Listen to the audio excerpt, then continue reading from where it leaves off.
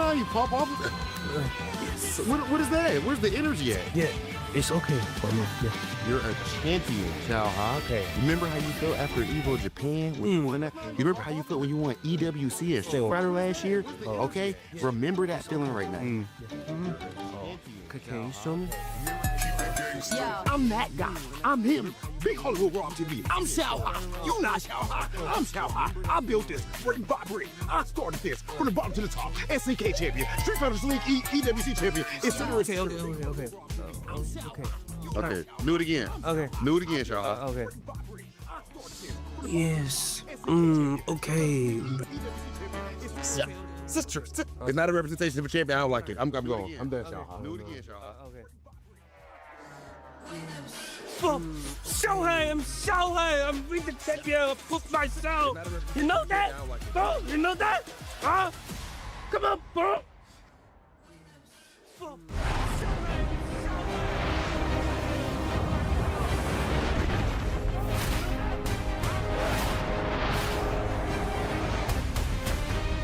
Yo. Maybe I should turn this down.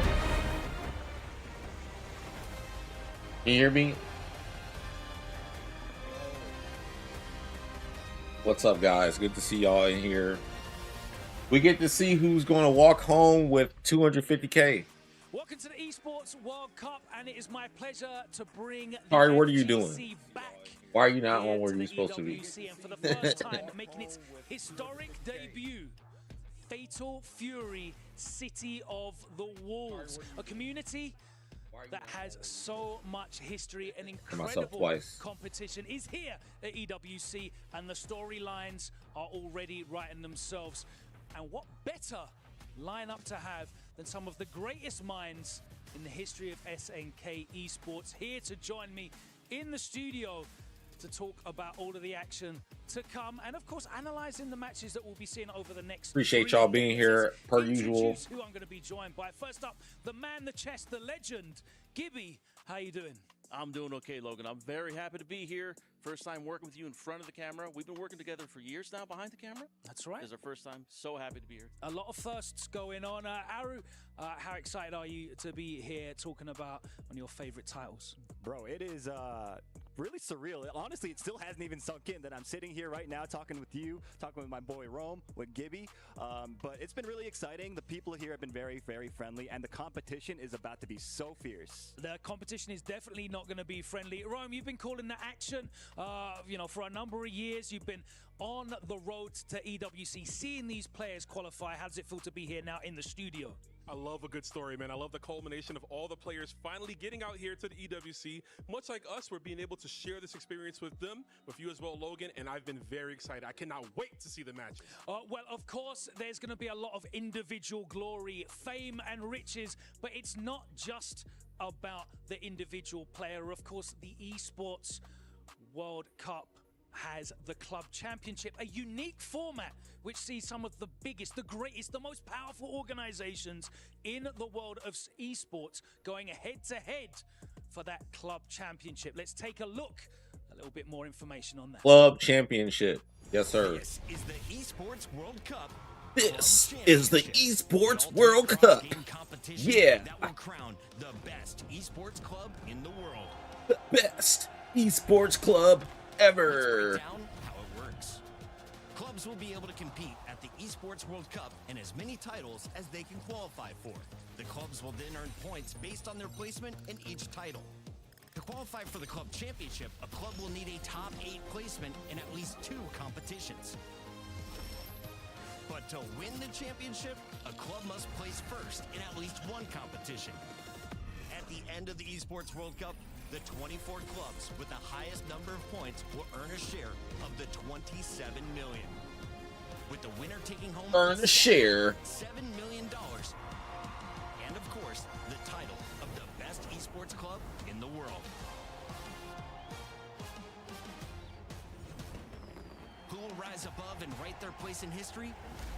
Watch it all here at the Esports World Cup. Of course, the Esports World Cup will spread across 7 weeks, and I'm really looking forward to all of that action. Fatal Fury, of course, here in week 1, but the action has already started. Let's take a look at the timeline of the Esports World Cup, and you can see 7 weeks of action. Look at all of those titles there, 27 games up, and there's an abundance of talent. I cannot believe how deep the rosters are. There you can see the action has already begun for Valorant and Rensport, Apex Wait, is Legends, and SNK ourselves also here at Fatal live? Fury City of the Wolves kicking off today here with the culmination of the grand finals here with Fatal Fury on Saturday. Of course, these clubs are all playing for an enormous $27 million prize pool, $7 million going to the organization, which takes that first place. And of course, you must win one of these events to be in the running to be the club champion. You score points. Can't wait for the accumulate matches to those start. across the 7 weeks with the organization, which accrues the most points, and of course, manages to secure at least one game title victory, will be taking that title. Can Falcons do it again? They're looking incredibly strong, especially here in Fatal Fury City of the Wolves. We will find out.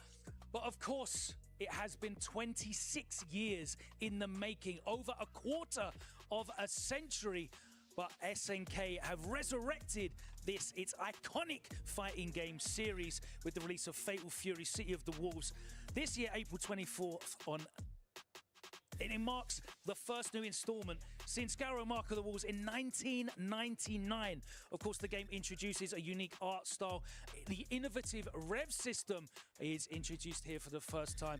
And of course, both classic and new characters with a nostalgic style, both familiar to SNK enthusiasts and attracting an abundance of new players as well. It's available on PlayStation 4, PlayStation 5, Xbox Series S and X, and PC. And of course, you guys here in the studio, you have a storied history with SNK titles. Some of you, have only gone back and played it as a retro. Yourself, Gibby, of course, you were there, weren't you, in 1999? Slightly younger man, of course. I had a full head of hair. I'm sure. These things happen, yeah. I've been an SNK player and fan since the late 80s, and nothing has changed since then. 26 years. That's half my life.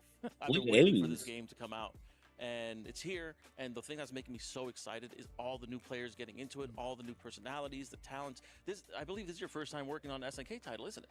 Of course, and that really just shows that the impact of this title. There's players like yourselves who have, 3 decades plus of experience with SNK titles. And new people like myself who are discovering, the world, the universe, the characters, the exciting mechanics of the game. Aru, you've done so much with the King of Fighters series, but Fatal Fury coming back with City of the Wolves, how does this game feel to you? Yeah, I mean, it's really interesting. The new game is quite fun. The systems feel very deep. I think that the game has a lot of potential for growth and development as the years go on. We're seeing a lot of it already. It's only been, 3.5 months since the game came out, right? But the players are already reaching astounding new heights as far as the level of play that they've achieved. And I personally, as a fan of SNK, and I tried out Garo as well. When I heard this game was coming out, I enjoyed it, and I'm enjoying seeing how the game's developing, basically. Ron, what's your history with this title? Because I know it goes back to being a little nipper back in the day. Yeah, I mean, much like Aru, I was a KOF guy initially for the competitive scene, but growing up, Fatal Fury was always in the household. Used to play with my brothers, my cousins, my uncle. Shout outs to D-Train. Had a Neo Geo, so we used to play that. My older cousins used to have the OVA series, so we used to watch the animes, play all the old Fatal Fury games, but never competitively. So now to have a 90s game brought into the modernized era really makes me feel good. I've been having a good time playing it, of course, learning the game, not only to be better, but to cast. It's been a beautiful time, Logan. It's great to embrace and celebrate that history, that pedigree that SNK has in the fighting game world, and bringing back a title like Fatal Fury has definitely done it. Rome, you've been involved in, calling the action for the last couple of months on the road to EWC, as players from around the world have fought, battled, scrapped for these 16 spots for the opportunity to play at the Esports World Cup. Let's take a look at one of those events that these guys were present at, and I was lucky enough to be at as well. Combo Breaker in the greater Chicagoland area happened a couple months ago. Let's take a look at some of the action and some of the players' experiences. It's time for Fatal Fury City of the Wolves here at Combo Breaker 2025. I'm going to be competing in City of the Wolves. I love the game. I love the style. I love the comic book aesthetic of it. I'm at a Combo Breaker to qualify for EWC and the World Tour for SNK. Everyone's trying to qualify. Everyone's like hungry.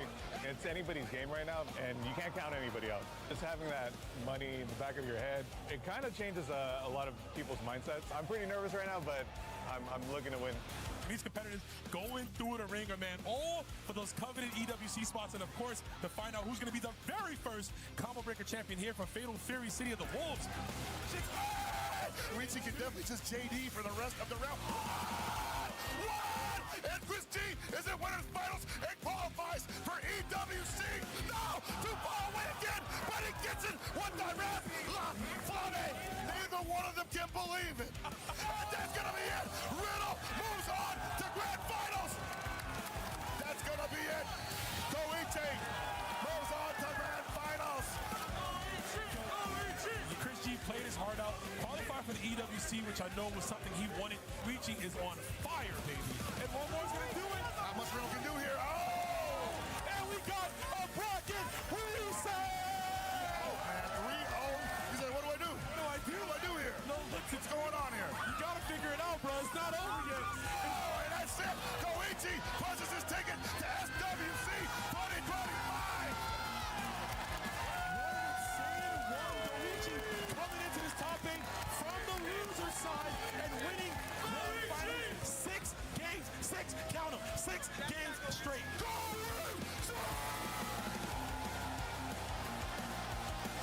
そうですね、最近のゲームは結構簡易化されたゲームが多くて、フェタルフューリーはすごいテクニックでカバーできる部分が多くて、やり込めばやり込むほど結構安定するような、システムになってて、僕は非常に好みです。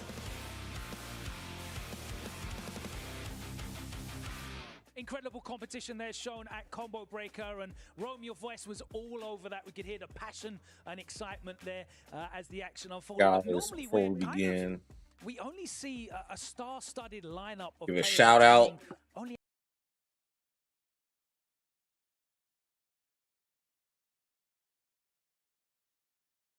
Yo, what's good, y'all? Big ups to Hims for sponsoring the stream.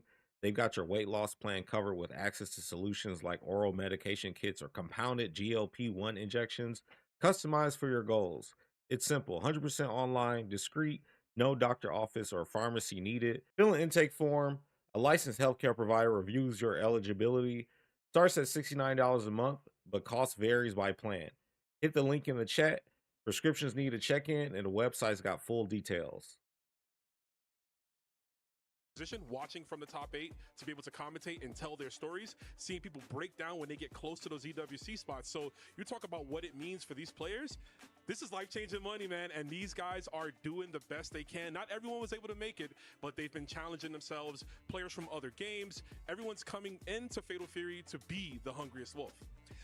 a hungry wolf indeed. The road to EWC has been a long one, but they are here, 16 players ready to battle it out for the grandest prize in all of esports.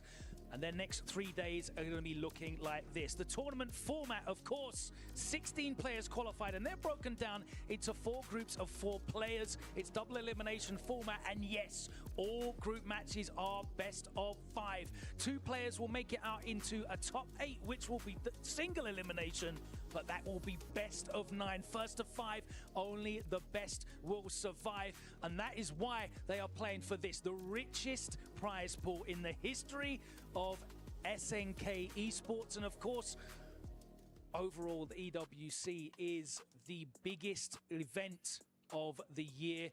Guys, what does it mean? You know, I'm going to ask you, Gibby, first of all, because you have the longest, history with SNK titles. Going back to your days in the 90s when these games first came out and you're putting your quarters up in the arcades, to here, 2025, players are playing for a $300,000 first prize. So it's something that I never thought I would see for an SNK game in particular. I'm so excited to see this happening. Some players going to get literal life-changing money.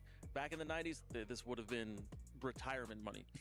Now, it's still life-changing. You can take care of your family. You can potentially buy a house depending on where you live, down payment. It's something. And on top of that, not just the money, you get the pride and the bragging rights of being the first Esports World Championship for City of the Wolves. Aru, of course, the format a little bit different to what we're used to, but best of 5 in pools. We're really happy to see that. Single elim best of 9 as well. Is the best man going to win in this format? Absolutely, yeah. I mean, when you get up to those numbers of games, then you're looking at like so many adjustments to be made. So the better player is, of course, going to naturally end up on top. Even arguably, even in the shorter formats. But that's maybe I'll save that for a later segment, right? But before I get myself into any more trouble, I also want to add on to your point about life-changing money. A lot of these players have like really interesting stories, and this money means a lot to them. So be sure to keep an eye out for the big interviews that we have lined up for you guys. They have been incredible stuff to witness, and I think you guys will really enjoy them. There's some great players here and some fantastic stories, as Aru mentioned. Let's get familiar with the qualified players. Let's take a look at the 16 teams being represented and the players. And look, they're first on the list, of course, we know. The man that everyone is talking about. We'll be talking about him in detail. Xiao Hai. But there's players. I can't get over your name being BBC BBW. Legends, new faces. It's very exciting. Let's take a look at the groups and how they have been split. And the group that everyone is talking about, that group of death guys, Group A. Let's talk about that real briefly. So this is Chris G's kind of sort of death pool here. It's please save me from all the Billies. And it's all about Xiao Hai in this pool. Everyone knows Xiao Hai. Xiao Hai is the first fighting game esports World Cup champion. So he has a chance of becoming the second, or no, 2-time. Not second, this is his second title. Is he the first person to qualify for 2? He's the first person ever in history to compete in 2 different games, and he could become, of course, the first person ever to hold titles in 2 different games, and I can't see anyone else doing that in the future. I mean, if anyone's going to do it, it's definitely Xiao Hai. But like you mentioned, Chris G, I've been calling it, his last name, instead of Gonzalez, it's Gauntlet, right? Because he's going through every single Billy Kane, all the strongest ones, the oldest one, and Zizui as well. But Chris G, a player who, he's got so many multiple games under his belt that he can acclimate himself, I think, to the different styles of the Billies. Moving on to Group B, and there's an abundance of talent in there. Dude, these groups are too crazy. Group B I find to be the most interesting group in terms of players looking for something to prove, right? Different stories. We have Finrich. Finrich started off very hot in this game. Second at Evo Japan, was doing really well. Suffered a bad loss to Kizzy K at Combo Breaker, and it feels like we haven't seen much of them since. Then we have ZJZ, who I feel like is a strong player, former Evolution champion in KOF, but always gets overshadowed by their peers. There's always so many other players that might qualify over. Then we go to Reynold, who was another Evo champion, took a little bit of a break from SNK titles, was playing some other stuff. Now back here to do his best, but lost a Combo Breaker, as we saw at 6-0, which was rough to Goichi. And then another top 8 placer at CEO, but looking for that big win. Dude, I want to play, but like I want to watch these. Which doesn't sound like it should be a rough one, but to me, ET has been... He's been struggling. Let's keep it a buck. The way he's been playing, it hasn't been what we've known to see, but hopefully he can pull out this weekend. Let's take a look at Group C. Gibby, I know you've been taking a...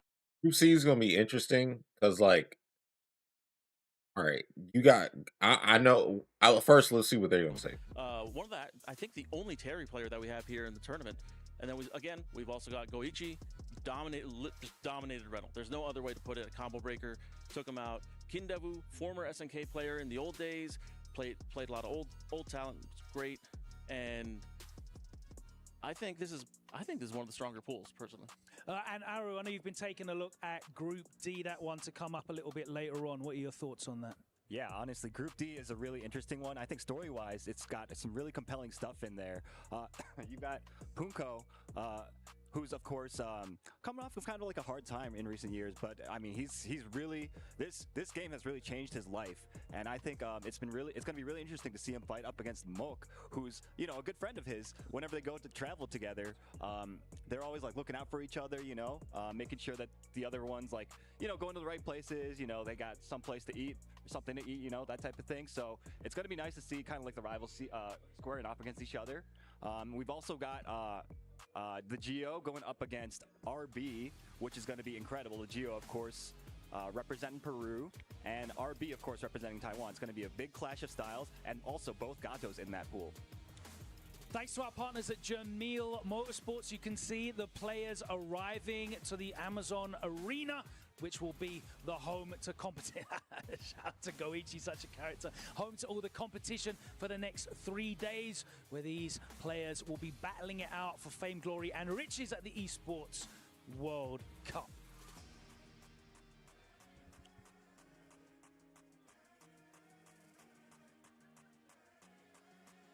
There you can see the players selecting their medals, which will of course be part of the trophy, the unique format of the Esports World Cup. And I'm really excited to see the crushing ceremony. If you haven't seen that yet, it is definitely one of the highlights of the experiences. Each player is eliminated from the Esports World Cup. Their medal will be put in the crusher, and that will definitely be a fun moment.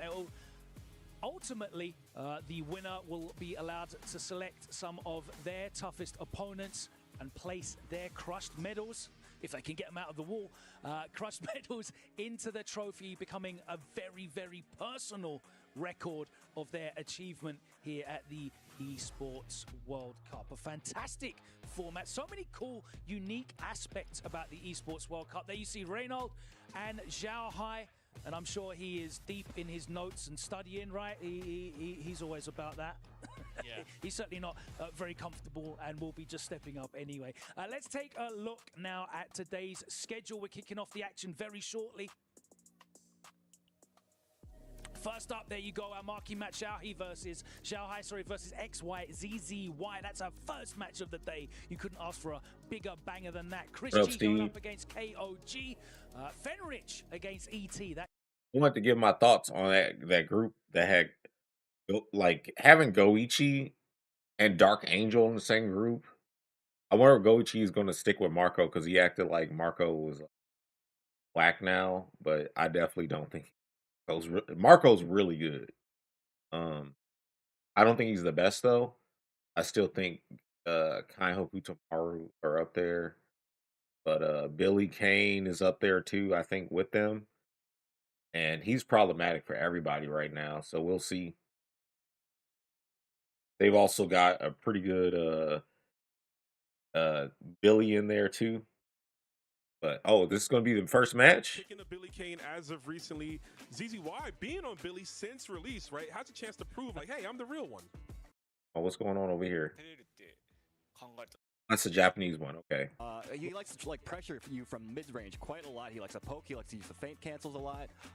So it's going to be. Dude, I'm just excited to see matches. I love watching the game. First, in my opinion. Of course, I'm going to use what I see and take from it as well, just to improve and stuff. Because going into Evo, it'll be nice to see what level they're playing at and how close I am to, or if I'm there or if I'm above it. And yeah, man, looking forward to continuing the grind. I got a lot of matches to post as well, so I'm going to do that too. Positioning, all of that is going to be so important for this matchup.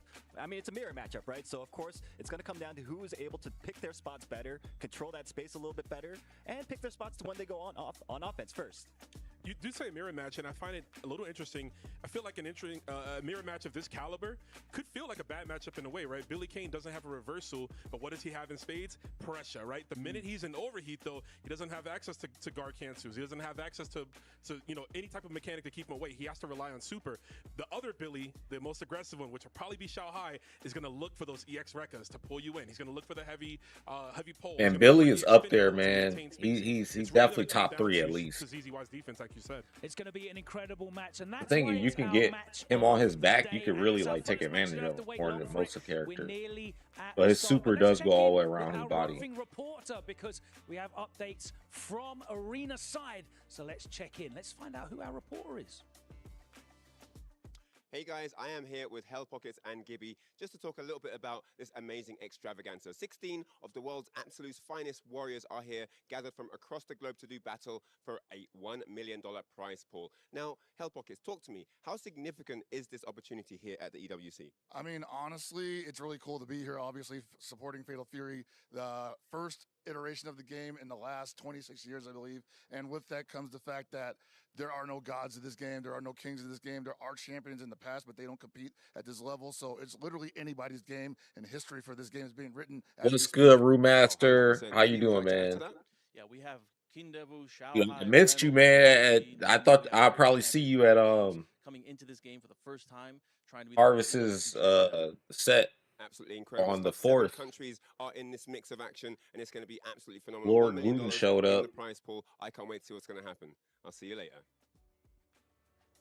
Tremendously impressive stuff, specifically from Gibby. I don't know how you managed to teleport back to the studio in that time, but truly a man of many talents. Thanks to Ryan Hart for bringing us the reports from the Wayside. Another name that has so much history with SNK. We did talk about the club championships before, earlier on in the pre-show, and it is a huge part of this. Let's take a look at some of our picks for the top tier teams here. And Rome, I know you've been looking at this power ranking.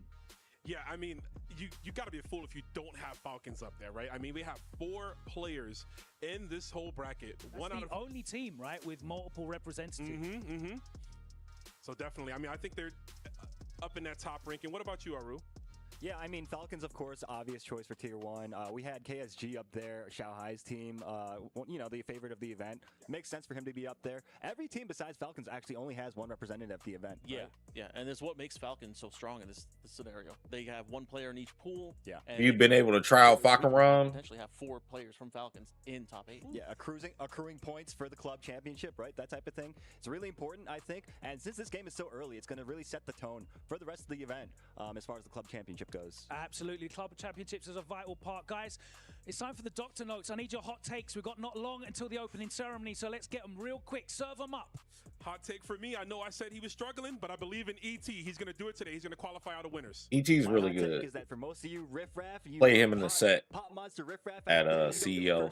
I'm shout out to the Fatal Fury community. Everybody's just like so cool to pools. Players are play. going to adjust to that, go funneling into a single elimination bracket. He bodied me though. Pressure's It gonna was be on like, them to win even more well, so with okay, that single elimination so bracket. We're going to see people. it was like the rounds I was getting freed up. I just wasn't winning them, but it was like 7-1. Fatal Fury, City of the Wolves, SNK Esports World Cup. It's been 26 years in the making. But Fatal Fury City of the Wolves is here. Yeah, and It's it's kind of almost dumb. time to get I think the into game's our gotten a lot first better. Matches. So let's head over to the Amazon Arena and the opening ceremony. Let's go. Hey, I want both y'all to follow my kick. Is as ruthless as the Esports World Cup. Its trophy system is no exception. The Club Championship Trophy, awarded to the one club that rose above the rest and reigns supreme. You hope you see across Preacher? all No, you're EWC not going to see. games. The Game Trophy. When a competitor closes their eyes, it's all they see. Here's another thing. I don't want to talk too much shit about her because I don't want them to buff her. She's already annoying. Engraved with their name. That's their right to compete. This year, returning champions hold a I key really want to make it out and there and win. That trophy looks tight. Like, yeah, the money's dope too, but how sick would that trophy be? The frame of the champion's key is embedded into the totem, a stone marker of legacy displaying every champion of the year. The keys of the eliminated will be crushed. The champion selects 3 broken keys as a personal token, a reminder of who they have humbled. Beneath the totem, a resin block holds the remaining keys, a graveyard of fallen. Pre-watch some of the groups and like basically a couple hours, and literally 2 go by. I'm gonna finish the rest just over there.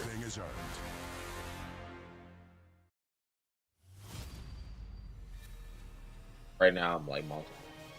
Because ISDD is there, I don't think to play, He's there to like spectate, I think.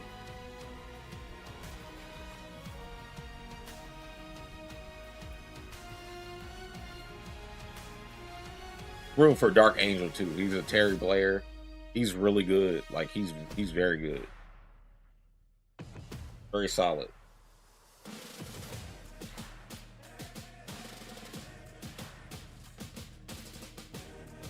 Damn, they getting it. What's his beat? Oh, it's over. Oh, this shit epic as hell. I hope I don't get DMCA for it. Esports World Cup is the shit. I love this. Oh, Fatal Fury? Hey man, hit me up if you want to play. And I don't know what character you're gonna use, but I'll recommend all the top tier to you. It's one of the most fun games you'll play. I'm telling you, like the combat system is so fun. For all of your viewing entertainment, and most importantly, for glory. The road will not be easy, but at the end, we will know who is truly the champion of Fatal Fury, City of the Wolves. I am one of your hosts, Hollywood, Rob TV, and I am joined here with the illustrious Milos. What's up with you, brother? Rob, it is an absolute pleasure to be here by your side and celebrate history here in our wonderful game of Fatal Fury. But you're talking. I mean, Tizok, you ain't going to win no tournaments with him. But 16 players, the best, yeah, best in a Fatal Fury. That's also a character I don't want them to buff. Days ago, each one of them. That would be so annoying. But only one will place it here and seal it. I mean, like, you got to really rely on the system to win. You don't have reversals.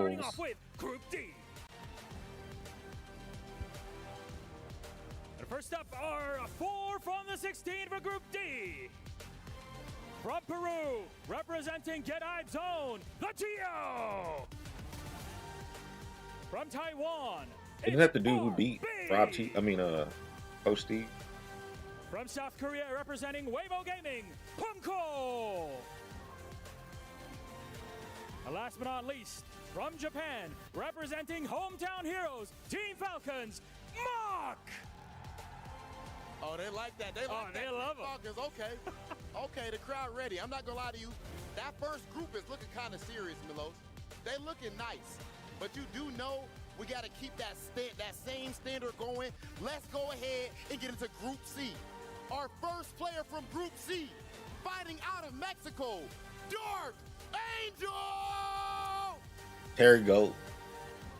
From Japan, Ken Defu, also known as the Golden Fatty. That is the direct translation. Fighting game god, Nemo. And last but not least, we know who this is. The anime god, best defense in the game, none other than Go Ichi. Rob, they're hype right now. Hold on, Milos, what's going on in here? We got the Olay going. We're in the home of Team Falcons, right? There has to be fans in the arena. And actually, let's move on to Group B. First up, from Taiwan, representing T1, it's ZJC. Man, they got this set up like. Now representing All Gamers AG from the USA, it's Reynold. What is it? WMAC Masters? It's kind of like that, but they're actually, playing against each other. They gotta win. It ain't no. It ain't no scripted, choreography. He's Fedrich. They're biased to one side or the other here, Rob. It's clear. I like that. Sometimes you got to play away games, sometimes home games. The greats get it done under all circumstances. Speaking of greats, we got 4 of those coming up right now. Group A. Let's go ahead and introduce them. First and foremost, none other than the grappler god, Koji K.O.G. Fighting out of the United States. U.S. players. Have a chest full of medals. Yeah, I'm not cheering against any of it. Chris G. And And of course, this man plays everything, always with the long-range characters. It is none other than XYZZY.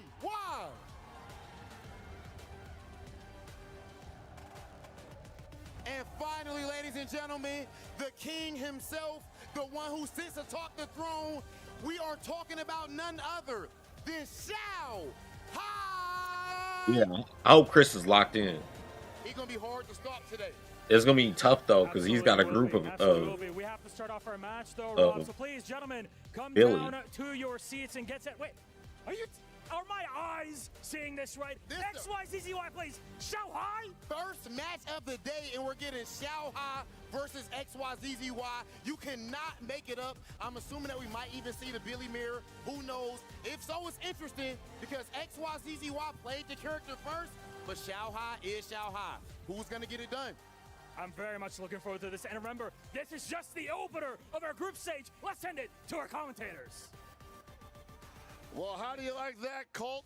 What a response to all of those players showing up. What about that crowd, man? The crowd is insane. We are at the nest itself. The Falcons have come out. They are spreading their wings. But of course, it is no slouch what they will be fighting. More than 16 players of the Wolfpack have gathered here, Deal Hell Pockets. And we are going to have a fantastic day of some refined Fatal Fury. Oh, man, I can't wait, man. It's all come down to this. This is the most tremendous weekend and the short lifespan of this. This game is only 3 months old, 3.5 months old, and we are already at the most important weekend of the game's lifespan so far. It's a test by fire, not only for these fans, not only for the game, but of course for these 16 champions who from all around the world have gathered here, of course representing some of the most important. You want to see my pick for top 8? Organizations in the world. Look at that crowd and that scenario, Pocket. Dude, if I get this, I actually win money, which is funny. So hold on, let me show you guys. Definitely love to see the energy from anybody in the crowd. We definitely, as SNK fans, are no stranger to insane energy in the crowd, and I'm glad that the folks out here in Riyadh, Saudi Arabia, are meeting the challenge there. And what a way to start, Pockets. Look at this. That's the man at the top, the king of the Zenith. It's my top 8. Xiao Hai, the one who has to be reached. Xiao Hai, Goichi. I mean, this is not in order, but that's just how they have it. But it's, yeah, Xiao Hai, Goichi, Koji Kog, Sizzy, Dark Angel, Nemo, Reno, and Finrich. Now, it doesn't mean I'm not rooting against. I'm rooting against anybody.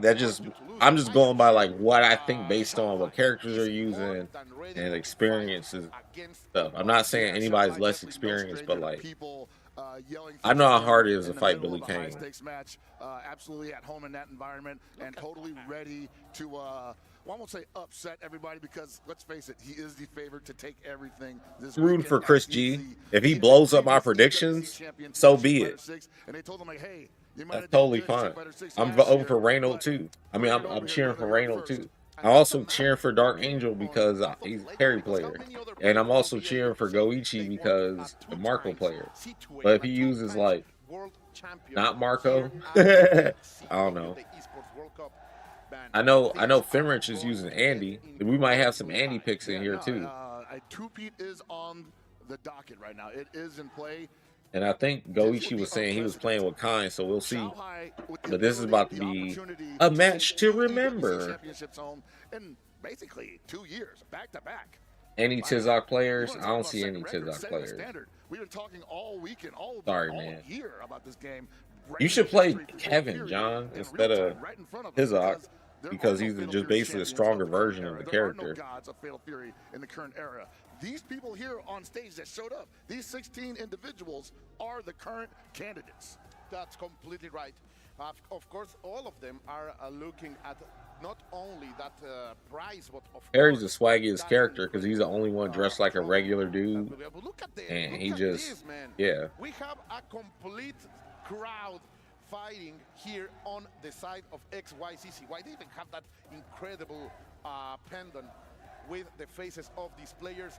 Like never in the history of FGC I have seen a soccer-like crowd. Of course, we are getting everything ready. Exactly. Check, you know, Kevin's just much better. To play on their top level, and here's in the Falcons nets itself. This Esports Amazon Arena. We are ready to roll. Everyone is here. I can't wait for this to start, Pocket. We are going to the character selection screen. I am telling you guys, I am watching what's happening, and we are almost there. We are almost ready. So this is going to be an interesting matchup. Obviously, XYZZY starting his Fatal Fury City of the Wolves career during the beta playing Preacha, switched over to Billy Kane at the game's release because he had been apparently eyeballing him for quite some time at that point. And recently, as of CEO, as far as we know publicly, Xiaohai unveiling the Billy Kane. It'll be crazy if Dark Angel won this whole tournament. And basically we're seeing like how much of a time difference really matters here, right? The guy playing it since the game's release versus the guy who picked him up a couple weeks ago.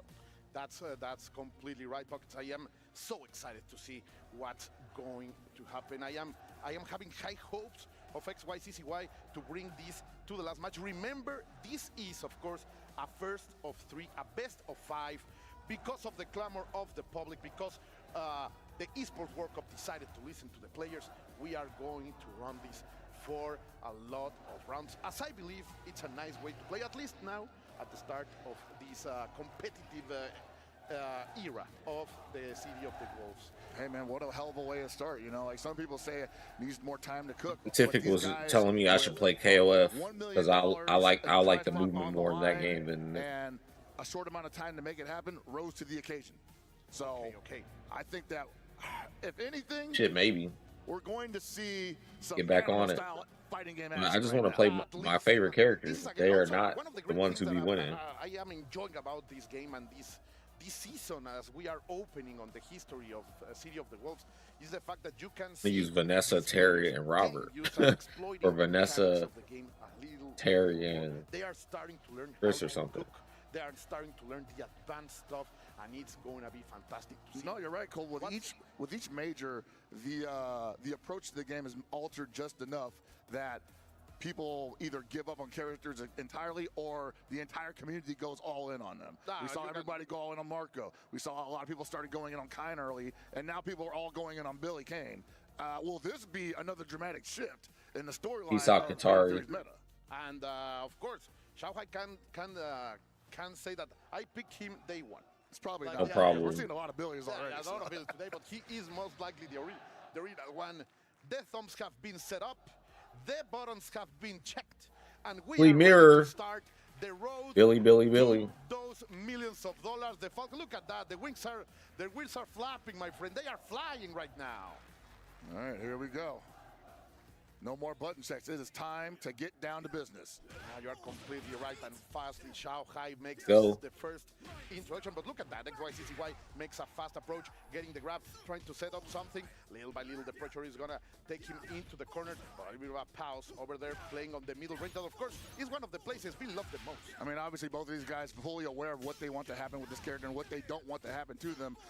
Getting knocked down, absolute pain in the you-know-what for Billy Kane's, as they lack a lot of defensive options outside of using metered reversals. You're good, Qatari. Called JP earlier with the name Citizen Kane. You're surprised no Billy players have that screen name. Also, this is my Akuma trying to get into Masters right now. What's up next? Decided to not expend much with that Dude, opening. the emotes over there are too good. Well, I was going to say, you weren't seeing it. Well, there's a just defend. You weren't seeing a lot of blocking going on because blocking in this scenario, Upload that Roshi. Kane able to crank up your rev gauge so considerably quickly, considerably, while now utilizing a lot of his own rev gauge to do so. It's almost like blocking him to your own detriment. Yeah. Sometimes He I don't want whipped to say take the hit, but hey, better to get You poke with a jab. Billy That's for sure is Billy. able to bring the pressure. And why are you breaking buttons, boy? It's his turn. Maybe thought the throw was coming, but hey, that meaty was there 2 days ago. And we are going to bring the flames. A perfect over here. What a declaration from Xiaohai. Taking game number 1. Maybe I should learn some Billy. Head pockets, but KSG owns Xiaohai has make the first statement. Hey, let's man, see. you know, he's used to definitely setting the tone of a match whenever he gets the opportunity to. Now it's on XYZZY, a.k.a. Zizzy, to make this happen in his favor. At least give him something to think about. Oh, look at this. Yet again, Xiaohai finding the opening. Both of them trying to read out that SPG with the first strike.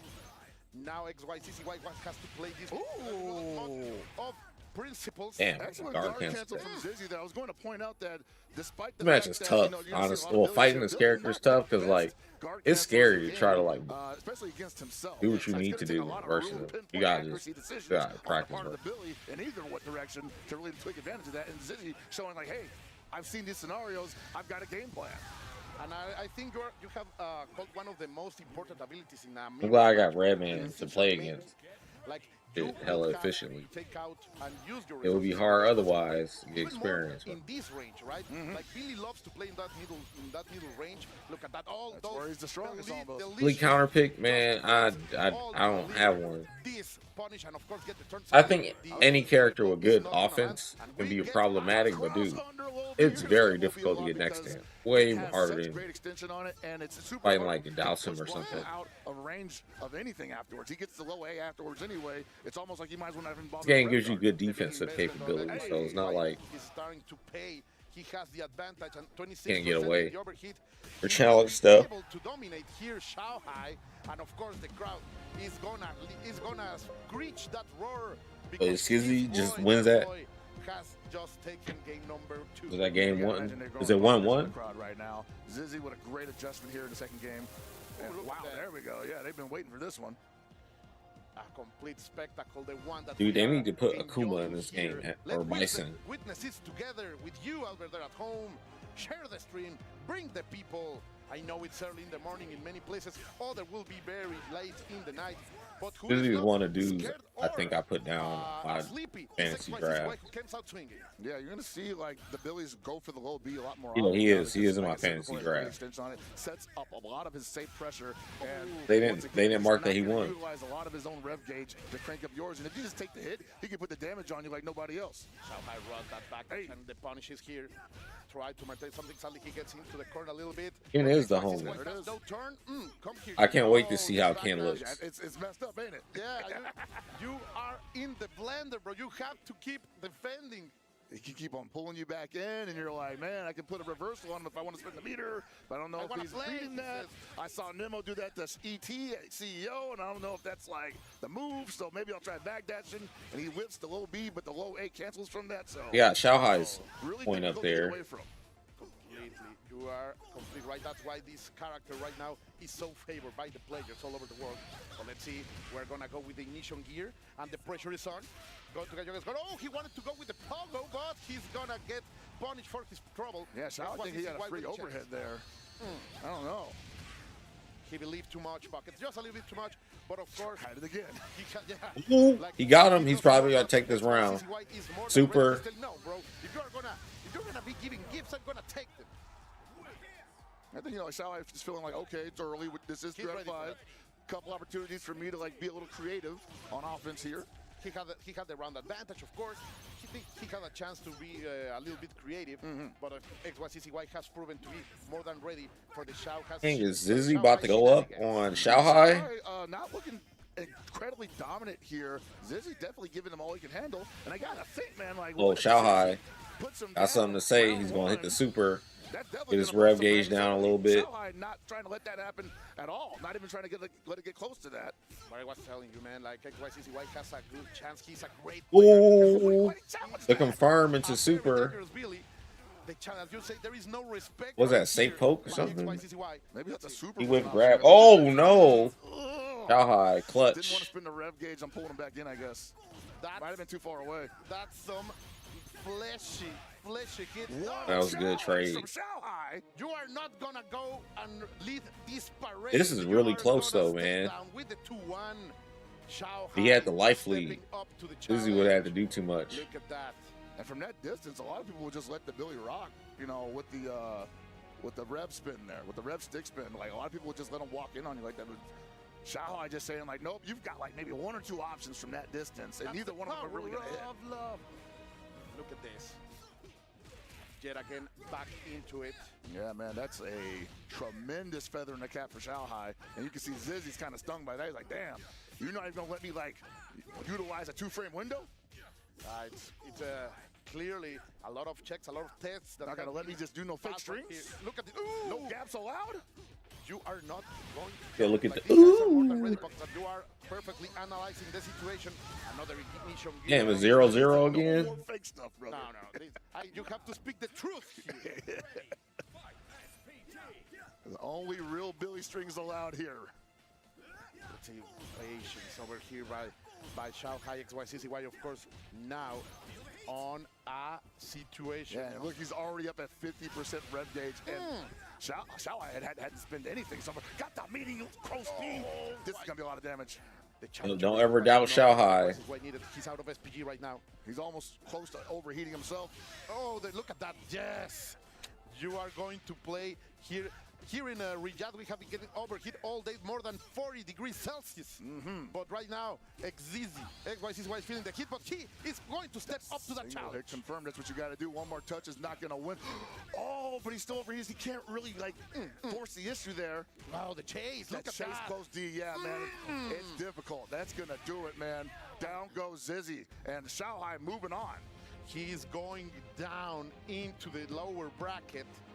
The hands has to be shaken. Sadly, for this time, for the crowd here at the Amazon Esports Arena, their boy was unable to fly yet again. Shanghai Burheat. that he is the man racing above Well, much worse than Burnout, because it's such a volatile scenario. yeah, you can get guard broken, but like drive impact at the wall is. When you're not even playing a Billy yourself, I imagine it's even worse when you just don't have the defensive capabilities of like 90% of the cast to really expose those great guard cancel opportunities that Zizzy was trying to take advantage of, had showcased, but just wasn't enough. And so many challenges, that the instinct that Shanghai has to be punishing those challenges in the right way every time. Of course, the confirmations were right there. XYCCY was feeling the heat.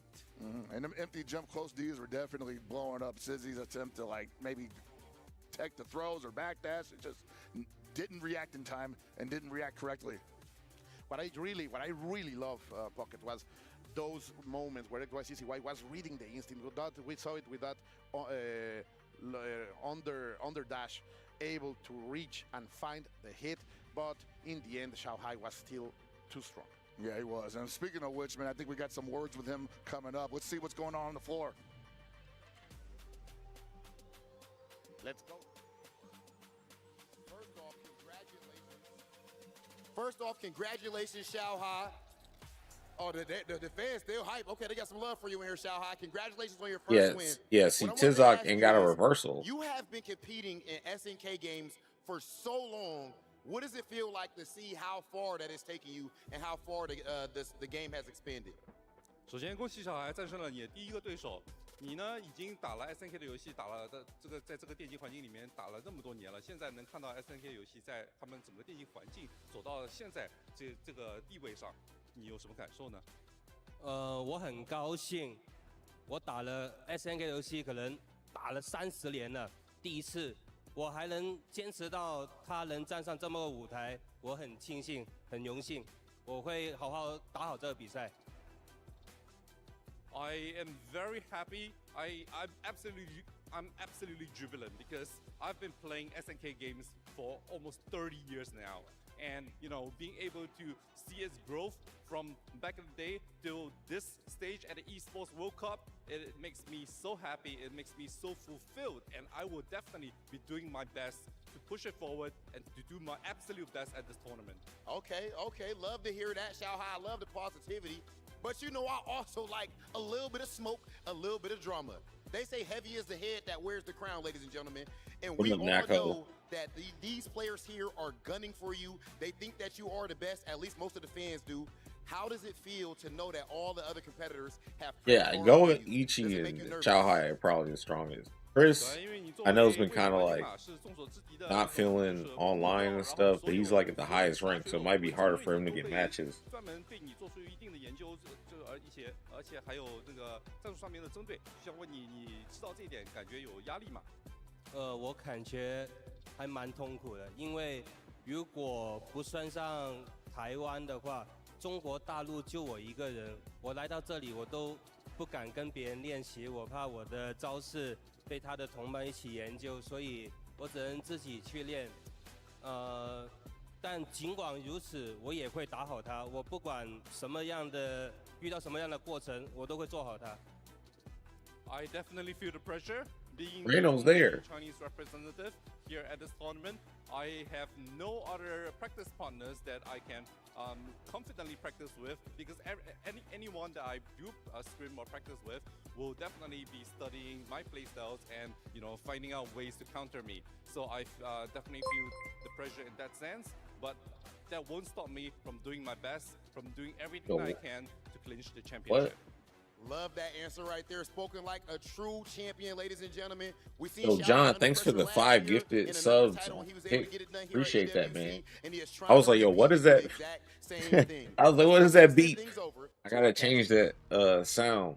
I didn't know. Hey man, after individually from the king's mouth himself. I appreciate that. Thank you, man. Not exactly super comfortable, but ready for all challengers. Yeah, all right, let's go, Chris. He understands the pressure. He knows that everybody is studying him. Everybody wants his number, but Xiaohai, he's hard to get. Well, so he will be keeping that close to heart. The funny thing about that, though, is like, man, I wanted him to say, I do this every year, bro. Like, come on. I am the form of water. I will take unlimited number of forms in order to stay at the top. That's it. But Pockets, the reality is here. One of your boys, one of the Stars and Stripes representatives has arrived here. Chris G will be facing who, my dear Hellpocket? Koji KOG, grappler extraordinaire, multi-game. You can't ever count Chris G out, man, because he can always like hit an upset. And not to say it's an upset, but like, I'm only saying this because I've been seeing what he's been talking about, and he just ain't been feeling right in terms of like the game. And then he had like a rough time like flying out there, but he just beat Punk in that modern tournament, so I know he's feeling some good morale. Was going to make top 8, and people call me a biased commentator for that, and I'll be honest, I was, of course, because I was being challenged by many individuals, both online and offline. And what Dude, Roberto, I don't think he's chubby, but like, why do you care? Like, are you gay or something? And there's nothing wrong with that, but like, why do you always want to like, why are people like you always commenting on someone's appearance and shit? Like, are you checking him out? Like, what's up?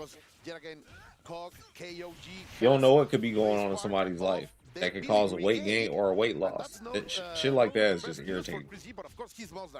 I know I say he's a grappler extraordinaire, but not feeling the grapplers in this game quite yet, so he has opted for Billy. Had a tremendous showing at CEO 2025, and he's looking to continue that great showing of Billy into the near future. But let's go, Chris. Dang, Chris in there. A little comfortable with this matchup as we're seeing him currently. You were talking about the future where Chris G wants to walk right into there. KOG finally fights back. Gets away of the corner, fighting his way out. He said he's going to treat the tournament like it's a local. He will try to face these legit guards. Yeah. Oh, the challenge at the end says the window was not tight enough, man. As you were saying before, in this event, you only have to speak truth with your buttons Pockets. Especially against a character like Hokutomaru, who has the 4-frame low A, it's really difficult, especially for Billy, who's got nothing near a 4-framer, to really do any fake screens against the kid. Chris just needed the match there. Guys, that was so close for a grab pump. Oh, he caught him. To get it. Well, you can check people out, but you ain't got to like comment on stuff. He overheated himself looking for that. Just check him out mentally.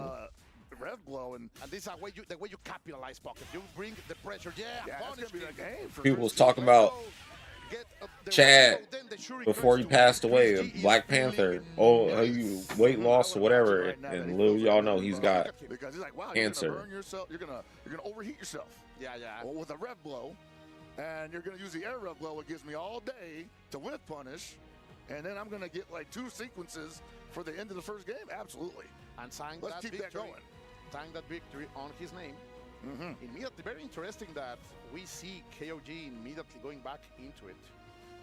Chris G is the one taking a little bit of time right now as we see a little bit of information from this place. Look at that stage, man. Where else can you see something of this caliber? Hey, man, that stage is tight. Right. What's even tighter Bailey is the fact that Chris G played that first round so aggressively that he almost overheated himself. Ended up getting Damn, he overheated still ain't anyway, report the but score. did not lose the momentum one bit, and that's good City of the Wolves. Yeah, completely right. Like when you get into overheat, the best thing you can do is keep going. Oh, what a jump in over here by KOG. Yeah, Chris that G. shuriken from Chris G there, definitely too close from a very active Billy to really be throwing that out. And there it is again. Gotta be careful. And Billy does have a button that can punish that, as you saw just there. Dang. Crouching light. 5 frames is his crouching light is crazy, man. He's trying to get out of the corner, but Chris G has been making the reads. He's like a Finally, fast he gets Dawson. inside. The Japanese player is going to have a chance right here as the pressure keeps going on. And you're seeing here also tomorrow also suffering from a lack of defensive options here that don't require a meter. And Chris Not just that, no range. You just gotta hold all this. You just gotta hold all this. Nice, what a really great reaction. As you said, you cannot allow these Billies to collide. I might start playing this character just because. To make it happen, and he spent Is he playing on pad? Just could not hold on to the momentum. That was expensive for sure. Yes. Money in the Not to say it's impossible, but like I don't see many people playing this game on pad. Of course, KOG has a full set of resources. I mean, I do, but like, Now the yeah, pressure is at this on level. because we know we are getting knocked out of that SPG, my dear Hellpack. Yeah, beautiful punish on the elevator attack there. Not a lot of people swinging on that, but Chris G with the optimal punch with the down T, holding on to the corner pressure, and Koji taking a lot of big risks, just jumping out against this character who pretty much has air superiority over the Billy, in my opinion. Okay, with the red, with the ignition gear, we're gonna get Hoku tomorrow against the corner. The pressure is on from Koji.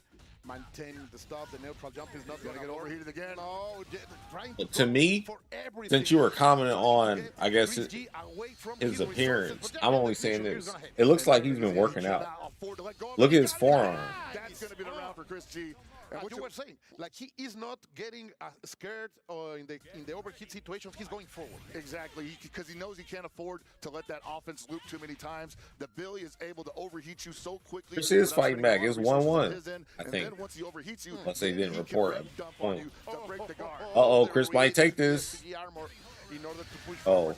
But of course, KOG, sorry, is not going to slouch here, trying to keep Chris G always in overheat. That's like the strategy in Koji. And it's crazy to say right now, but Chris G cannot afford to block here. It's crazy, right? Can't afford to block. It's probably going to be a guard break. It's going to be expensive, of course. Here we go. And Koji is going to get in Oh, he tried to jump over it. That move was really hard to clear. Uh-oh. Chris G in there. The overheat is going to save his life. He didn't have a chance to continue that. So 2-1, Chris. Great stuff over there. Chris G punishing with perfect spacing. We are looking at amazing stuff from NY Chris G. Yeah, man, like I want to say Chris G playing this about as well as he can, given the adversity that the Koji KOG is throwing his way. And look at this. The pressure keeps going, one up and below. You are against the corner, Koji. What are you going to do? So far, Chris G has been able to overwhelm. Oh, he's on him like flies on paper on fly paper right now. And he just stuck to him. Look at this. Right in the center of the stage, trying to find something. He's going to do it, but he overextended. The punish is going to be here. And this is what you can allow KOG to do, Pockets. Nah, not at all. But at the same time, Chris G's backing it up. Said, hey, man, you still have to put the damage on me. I have the life lead, and I'm better at running away than you are. At the same time, Billy Kane with a lot of opportunities to catch Hope tomorrow. Ooh, the mix. He keep Chris G. They went that Chris has to believe. And, well, Koji keeps trying to jump out of Hope. Yeah, scoring is confusing. Which I'm not certain. Well, he really grabbed him out of it. But it's not working. And it's not safe when you are in match point, man. Like it's very dangerous. It's still difficult to stop his offense. Every time he jumps, it's a mix-up. Keeping it going into the corner a little bit more and more. Nice challenge over there. The down B is going to give Koji a chance, but he getting caught every time. Chris G waking up with those level 1, with those initial gears, he's doing a lot. Koji's just betting everything on the meaties here. And, a wake-up super is a way of life for Hope tomorrow right now. You have to assume that's coming eventually. And Chris G has that incident. Got another super. He's got another super. Oh, Chris G's too smart. Too smart. To finish it with the overheat. Look at Chris G. Look at him. I mean, I hope so, because because he played that so well and he was in control of so much of that match. And I don't think that it's super good for Billy, but I also think he that, was not. You know, everybody struggles against Billy right now. He didn't struggle at all. No, but again, I don't like to say it in a scenario like this, but that looked kind of free. You know, this is Look the kind of biggest free weekend for City of the Wolves. Yet sometimes you just got to call a spade, man. Yeah, it was it. And look at that, Chris G looking like a boss right here. I'm sure we are not in the business of sugarcoating it. Yeah, completely right. You know? we call them like we look at them, and you have to be proud that one of the two representatives of the United States have shown his prowess right here, Hellpocket. Well, I got to say right now, as a commentator for SNK Games for as long as I've been, I'm always proud to see our guys do any work, and our guys mean anybody playing an SNK game on any stage in the world. So I'm happy that they're putting on a great show for everybody, including us, with the best seats in the house. Yeah, that's right, Pucks, as you say, and we hope you are doing fine over there. Our keyboard canyoneers, are you happy? Are you not entertained, chat? Because we are having some of the best action you can find today. That's right. Now remember, though, the winners are not done for the day. Not They're gonna have some matches entertained. later on in the day where they play through their winner's side. But the people who lost, their day's finished. They hit the showers, come back tomorrow, elimination round. Yeah. It is no over in a double elimination bracket. You have 2 lives. Oh, we got Explain Fenrich it versus in some ET. video game, motto.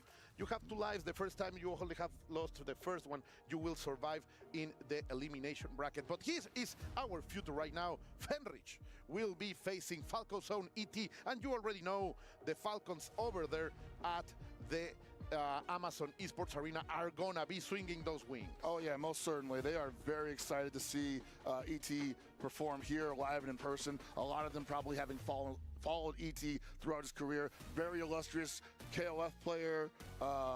Definitely one of the most winningest KOF players for sure in the history of the game. So can't imagine what it's like being both a Falcons fan and an ET fan in the building right now. No, but in front of him, Fenrich, like he is also a multi-game prodigy, and it will be very interesting to see what's his offer to face ET, who not only has all the story and experience, but of course a full crowd of people claiming for him for his victory over here at Rija.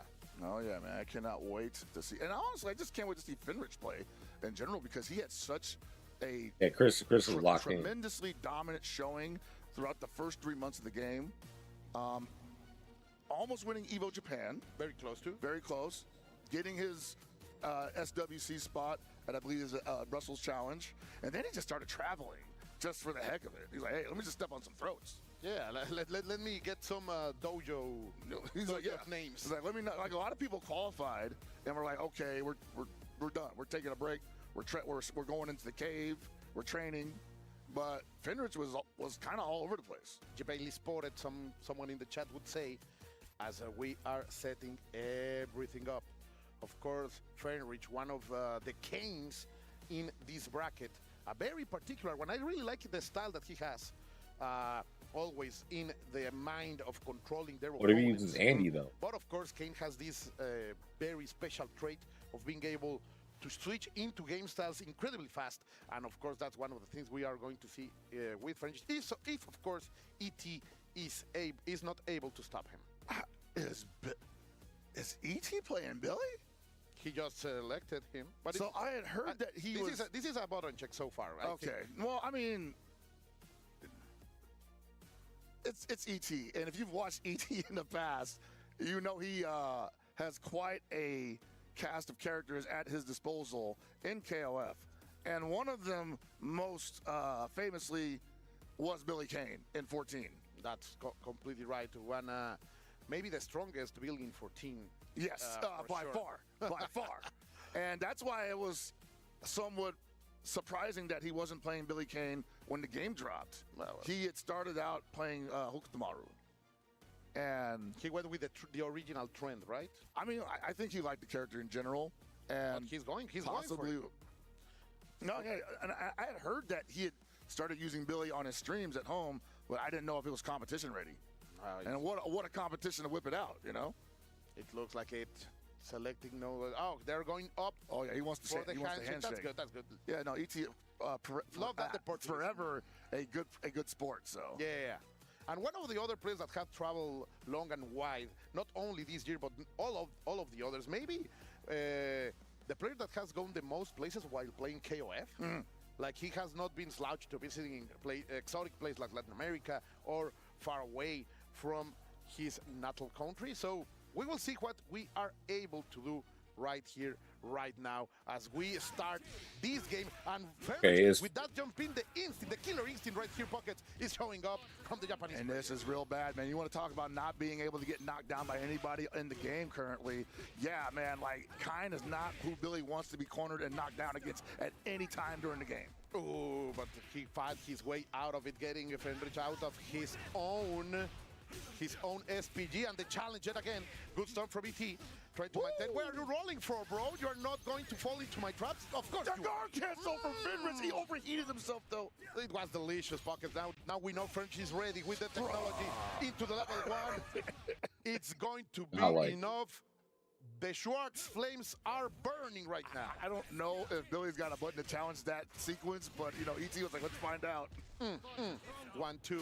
And Dash is back into the rondo. You are going to feel it. All right, he might not be long for this Billy game plan.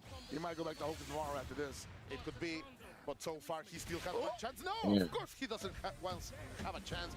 Fenrich is saying, just shut up, mask jerk. He is going to be able Can't feel too bad losing to Fenrich. You know, honestly, and this is something that we've all seen throughout the season. You know, his record against Kynes is not very good. But I can't imagine that it's any better than that, you know, like that is Jesus. Well, to be honest, yeah, that look again super dominant by Fenrich. In the end, getting even a perfect over ET. That's something not many people can say in the world, that let not legit perfect. I mean, honestly, like ET, so, and this is something that I think is a fair characterization of ET in his later years of competition, is that you get him cold, it can look kind of ugly for him. Yeah. But you get this guy hot, and he's like the nastiest individual you ever met. But you call it, Pockets. He is back into Hoku tomorrow and already did more damage than full 2 rounds before. Oh my God, that was a dirty cross-up if I've ever seen one. Disgusting. Oh, trying to go with the tricky stuff. But French is not already in this defensive side until he wakes up pressing buttons. He said, I want a perfect 2. I want to play this game, man. Let me play 2. Look at him. I should have trusted the Shiranui style. That's what he is thinking right now. Yeah, he got a game on me on a humbug. Ooh, and Fenrich swinging for the fences here on a double jump. That was sexy against the corner. Let's see. Going for the first grab. Are we going to see the second? Let's see. No, he tried. He tried, though. He's looking for a double perfect here. One more touch. Oh, no, nothing doing. But, hey, still a tremendous life lead. Losing some momentum here. Look at the challenge with the I agree. It doesn't matter if I'm heating up. What was that? Hold on. It was like a setup for something, but he ended up blocking anyway. And he's about to get overheated if he ends up. Why would you challenge that? Fenrich is trying to bring this back with a sliver of life. With the magic pixel on his side. No! That low B was coming eventually because you can only loop that pressure so much, especially in the corner, to the point where if you go for the low A as Kine, it's going to whiff. And that low B from Hoku tomorrow is going to snuff it out every time. He wanted to be a hero, Fenrich there, unable to. And look at the Falcon fans. They are really flying high right now with the support of ET. Let's see, trying to maintain something here. Oh no, you are not going to grab me today, boy. I think that might have been a little bit of a autopilot there because there's nothing really keeping the Kine grounded for the throw in the first place. Oh, that's another box. Another flame. And what are these challenges, man? ET looking for like to thread the needle? That's weird. That's weird. He's trying to play the dangerous game. Of course, it's possible, but very expensive if you fail, Pat. Ooh. And this is not looking good for ET, but Fenrich, man, finding his sea legs here. We can't take anything away from Fenrich. He is a tremendous competitor in his own right, and he's getting the great looks from ET right now. I love it.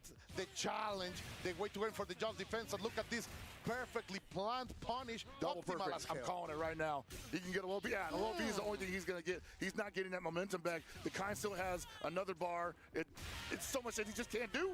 Yeah, still with the SPG, so many options over there for no other than Fenrich, who is gonna take game number 2. Damn. What a mental fortitude after what happened with the character change. Fenrich is able to come back. I mean, like we were saying, man, like ET is a very momentum-based player. If he gets the momentum and it's solid, oh no, he is a very tough individual to deal with.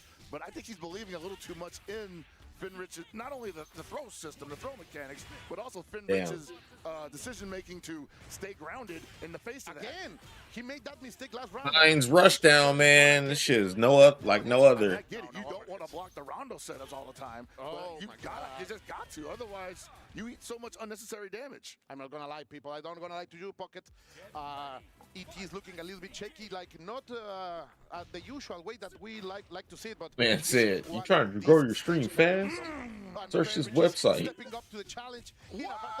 But he got into the corner. Hold on a second. This could be. Oh, he got him again with the jump, and he wasn't ready for it. He didn't believe, Pocket. Oh, that's unfortunate. And he gives Fenrich a jump into the zone in the corner, and Fenrich is not going to drop that. No. You better believe it. And now with the match point on his side. Stay out of here, kid. That was a guard cancel too, but just once again, ET's Hokutomaru in general, unable to guard cancel safely without spending meter. What a way over there to use the ignition gear to stay alive. Still with a chance. No, there is no chance. And we'll see you tomorrow, ET. Wow, another Falcon who has to fall down this winner side of the bracket, this upper bracket.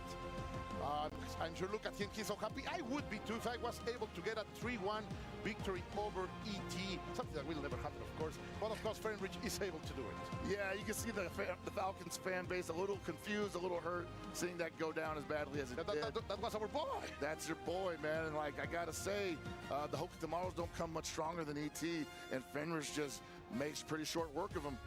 Shout out to our specialist Justin Won, who was telling us out of air that indeed there was a losing record for ET against Kain, and that's gonna stay there as we relive again all of these moments where ET tried to surprise us and Fenrich with his Billy Kane, and he got, well, stuck. Combo videoed. Yeah. That's what you're watching right there, the combo video on Billy Kane. I wanted to see more of the Billy Kane. He got cooked. You missed like he needed more time baking in the oven. 2 sets so far. To serve to the no, actually 3 there sets. There was also some mistakes, like I think were beyond the character selection Pockets. We saw a big throw attempt that was a little bit too early that got Fenrich a chance to start all of this momentum. And I'm not sure we're going to see it here, but you're absolutely right, Colt. Like the way that ET won the second game with the Hokutomaru had nothing to do with reversal throw attempts or even aggressive throw attempts. And all of a sudden, in the third game and then the fourth game, you saw ET just looking for throws where there just weren't any. And I feel like that's just weird muscle memory, possibly from playing infinite amount of ranked matches online, that people will eat that stuff online. And you're like, okay, maybe I can get away with this, but not today, brother. But what we are going to have today, Pockets, is this game, because T1 CJC is going to face your boy, Reno. So this is definitely my favorite to take the whole darn thing. I'm going to be consistent in my predictions. I've been predicting since the beginning of this game's lifespan that Reynolds would be one of the best, if not the best player in the world for it, and I'm sticking by that. You can hear it, people. All the way from the west coast of the United States, all the way from the state of California, Reynolds is here to fight again T1 CJC from Taiwan.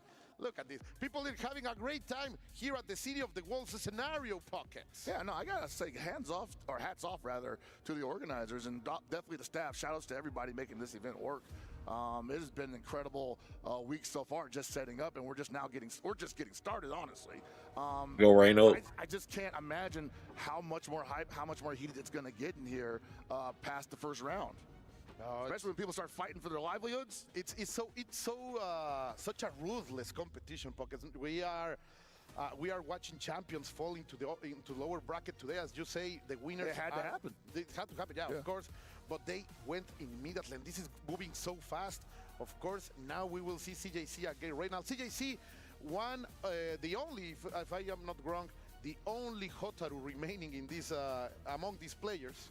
I think it was the only Hotaru that showed up. But then again, it's one of those scenarios where, like, how many of these guys possibly had a Hotaru month one of the game's lifespan? Everyone. I think everyone had to at least spend time with her, you know? And now Billy is the character that is in everyone's pocket. We're seeing Reynolds over here on a side screen practicing the button check with Billy. Previously at the Button Smashers in LA where he just won, he unveiled the Billy in competition. And, oh, hold on a second. We are watching. Did we get head faked? I know you guys cannot see what we are seeing, and we are not going to spoil the surprise. We can see Reynald dead on focus. This is a very Reynald. Reynald pick Andy. Move. It would be nice. It would be nice to see. Of course, I am excited to see CJC with Hotaru. My main, like I am a Hotaru main ever since the past game. Love her, like super cute, super deadly in this game. So too. I am. She is definitely very versatile. Good damage as well. They took a little bit of the edge off of her with the limiting of. But she's still living on that positive side. Oh no, she's still man. positive. I think she's still really good. She's super. Normalizing her light punch DP and shrinking the hitbox on her CDP, grab the that comes out breakable DP. incredibly fast. Yeah. Let's see. Finally, we are here, ready to go, as Hotaru will face no other than Reynald's character that you are going to see right now. Maybe feel excited because he's Kane. His Kane is on the board, man. Like, I'm not saying that I thought he was done playing the character, but I definitely have seen him commit heavy to Billy in recent weeks, and I thought this was going to be the major debut. But we're sticking with the Kane for now. The challenge over there when Hotaru was trying to approach with CJC made it was harsh, and now CJC is going to feel the pain because AG Reynald is here to play the game, and he's going to bring the sun out. Look at that damage on that, just from the jump in into all the sequence. And yeah, this guy is final boss. Absolutely brutal, man. Immediately CJC tries to go against those wild punish. Reynald is showing CJC that he will not be able to play this game for free. Yeah, you have to play fast against this character, especially Reynolds' kind. Otherwise, you're going to get ran over. Remember, guys, SPG is a resource, not a strategy, and Reynald is showing that, using it perfectly to stop CJC's momentum for once. But of course, now the Taiwan player is playing all for T1, one of the biggest teams in the world. He's trying to do something that Reynald got over. Counter hit meaty close D, and this is probably going to take the round. Just love to see this. With the ignition gear is going to be enough. Call emergency room because we have an electroshock in your chest. We got a real match as well, though. That was looking like it was a real match. Side the entire time, and just the momentum shift into the overheat puts Reynolds into a bad situation. What? He thought he still had a button there. Sadly, he was unable to confirm. Well, good bait. Oh, he dropped him a combo, but then he still got a wild. Then he dropped it again. What's happening here, man? Oh, this is not good. That is very unconventional from Reynolds. That's unfortunate because he had two big punishes there, and he just needed to spin meter, which he has two stock of, and he refused to do both, and now he's stuck in a corner, getting overheated. Don't tell me he's gonna take. Oh, the big jumping double wasn't enough. Drop it again. Too shallow, but he's cooling himself down at least. So those backdashes are gonna be dangerous. The cancel is perfect from CJC. He didn't decide to go forward, but catches the landing. Yet again, right now, what's happening, Pockets? Oh, man, we have to have a talk about this afterwards. He's looking like he's having some technical difficulties possibly because that's money right there. The low B to low C into super. You got to be able to rip those at any moment. And I'm being honest with you, Pocket. That round was not won by CJC. It was lost by Reynolds. I want to see. I would absolutely agree with that. He opened up that Hotaru enough times to kill her twice. Yes, and ZJZ was giving him much looks of desperation when things weren't going his way. And Reynolds, to his credit, was punishing, just wasn't completing the cycle. Immediately he went back into it, so it's not a technical problem, I think. And now he's looking as the Reynald that we know. But CJC, of course, he's a beast on his own. Another player with a large series of victories. And he is right now not allowed. Getting to him. I mean, he probably was like, yeah, I got it. Got too excited. I don't know. They are most certainly going to be putting on a display and then following matches. Let's see against the corner. CJC. He challenges that. The challenge was not there. This game is so scary when you're pressing buttons, and CJC is going to get the best out of it. Yeah, he don't look happy at all, man. He has to focus right now, Pockets. Again, those approaches. Come on, Reynolds. Yeah. There we go. Come on, right now. Now the punish is here finally, and the damage is done. You know, interesting. He feels pretty much good. had this sequence on lock previously, and just was starting to drop everything. Let's after, go. like, 82 reps of this. So I'm happy to see that he's able to complete Oh, I it. dropped. But we need to see the finish off. Oh, come on. To see the golden letters, though, CJC is gonna fight back. The SPG is not gonna hit on the air. Oh. He's losing the perfect. Okay, good. But sadly, CJC got into the corner. Wake up throw, huh? I mean, hey, whatever. Some $1 million nerves. Sometimes it's the simple stuff. All right. Yeah, Ref Panzer out the gate. We win those trades, or win the exchange, really. I like what's going on right now. That wasn't active enough for him, but he got it anyway. I think he's not the explosion was going to lock him in place. This is good. Super time. Reynald is going to show us the hidden el secreto, el oculto. But of course, the stars are going to fall down, but this also shows that Reynald has shaken those mistakes from the past, and now he's playing on his prime. We are going to see at least 2 more games, Puck. Yeah, tremendous adjustment there, and you can see it on Reynolds' face. Like, he is relieved that the adjustment came through when it needed to. I think maybe he was playing a little too quickly in the first game, and he had to slow down just the physical execution just to be able to. Wow. Slow down. Big mistake from CJC. Damn. There is money now on the floor, and CJC is going to deliver a full punish, then crossing, guessing perfectly that roll, and it's going to be enough for CJC to get round number 1. Yeah, she's a two-toucher for that very reason right there. You try to roll on her, she does have the chase tech available, and she can put so much damage on you, especially with counter hit. And once again, ZJZ getting caught by the exploding Rondo, just being a little overzealous on offense. I can't remember the rest of the melody. CJC, what challenge is fighting to keep him on the corner. And once again, Reynolds finding just so many straight hits and not able to complete the cycle on the damage strings. Oh, no super. The meter when he has the hit, getting overheated, and then gambling on the Lanze. Oh my God. That, I mean, honestly, one of the worst reversals in the game, in my opinion. It's not a bad one, what I mean, but like, you know. But we have other great ones. Yeah. Sadly, Reynald is overheated against the No. This legit, but is not going I to hate to see it. Crush over there by CJC, who is going to take the lead. Reynolds' rhythm looks off for some reason. Let's see, no, he has to control, he has to concentrate. Pockets. I don't know if it's emotions. I don't know if it's him not being used to playing the character after so long, because he had been spending so much time with the Billy. But ZJZ is not showing him a ton of scary scenarios. And I'm going to be honest, CJC is also looking shaky. We have seen I'm him gonna drop say, like, combos. yeah, there's something on both sides. Those empty DPs have been all over the place. Is he going to Billy? Like there's a lot of pasta in the floor. There's a lot of pasta on the floor here and like that. Reynolds' logo, his image right there, is definitely representative of the headache he's probably feeling right now. Like, dang. He looked like, yeah, he looked stressed in it. I'm getting a little bit of headache, he says. Like, where are the bills? Oh, I almost made a mistake there. Ooh. But what we are enjoying indeed is a full roller coaster or emotions as CJC from T1 is facing AG's Reynald Hell Pockets. Yeah, no, I want to see. What the Billy Kane's locked in on him, so he's got to stick to him. To demand anything from them is for both of them to believe in their options that they are choosing. Like, this is how much you've been playing Billy. Abandoning them or just doing them half-heartedly. Oh, that's just what Reynald needed.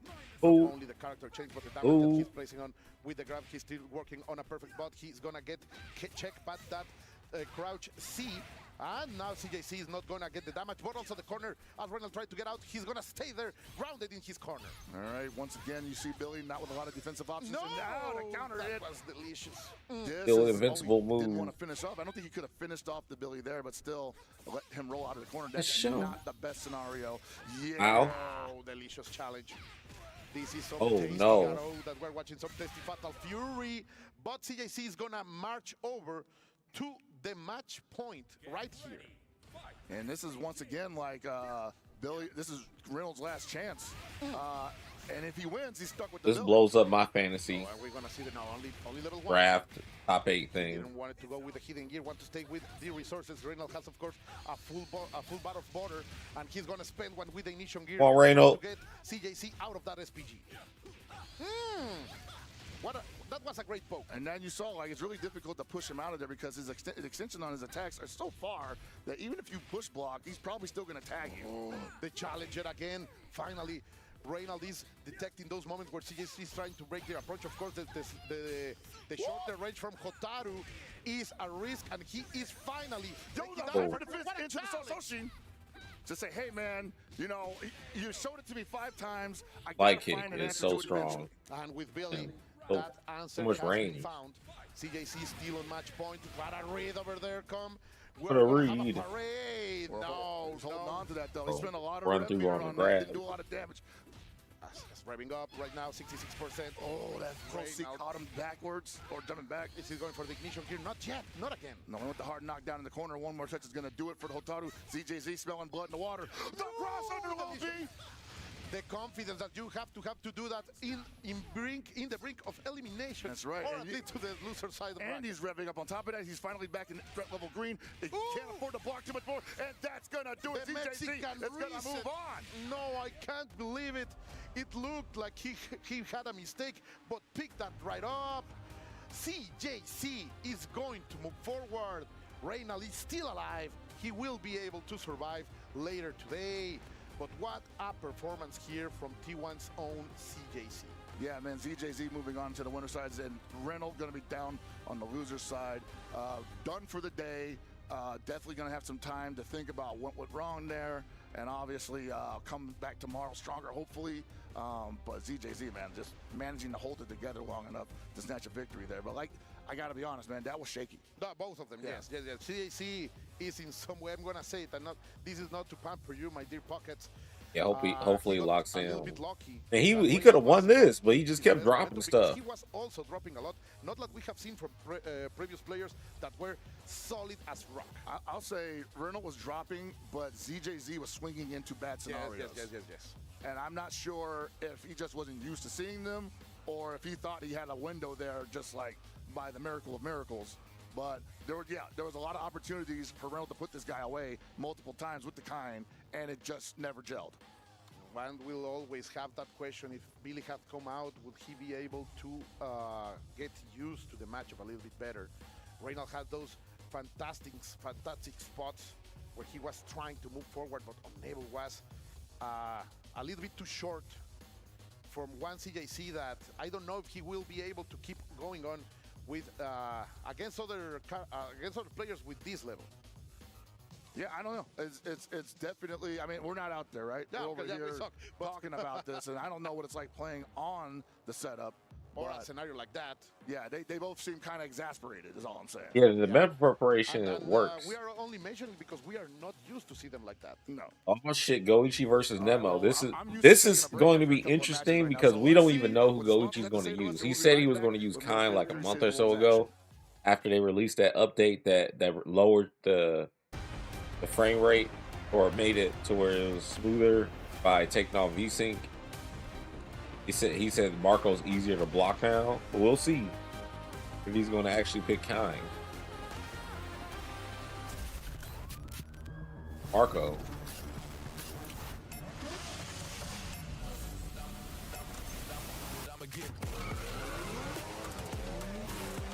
But this is a perfect time to give a shout out to our stream sponsor of the day. Yo, y'all, once again, big ups to Hims for sponsoring this stream. They got your weight loss plan covered with access to solutions like oral medication kits or compounded GLP-1 injections, customized for your goals. It's a convenient online setup, no doctor office or pharmacy visits. Fill an intake form, a licensed healthcare provider reviews your eligibility. Ships free if approved, starts at $69 a month, but costs vary by plan. Check the link in the chat. Prescriptions need a check-in, and the website's got full details. Two worlds making one. This land is calling, Saudi Red Sea.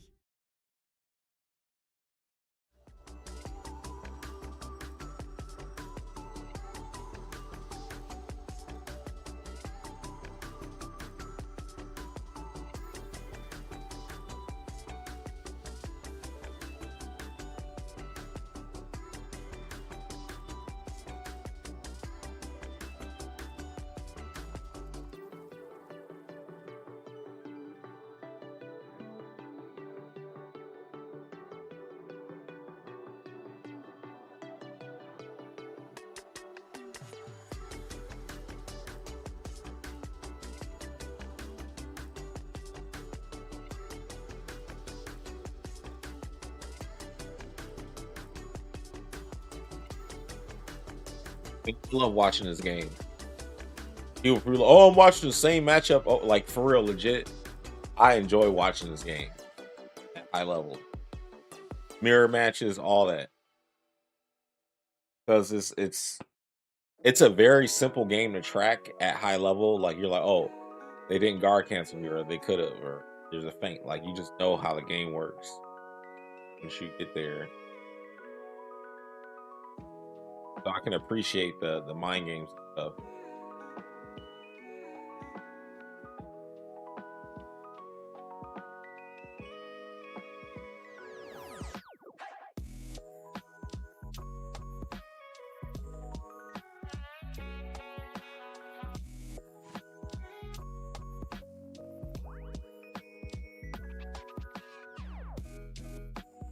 What's up, Troyism?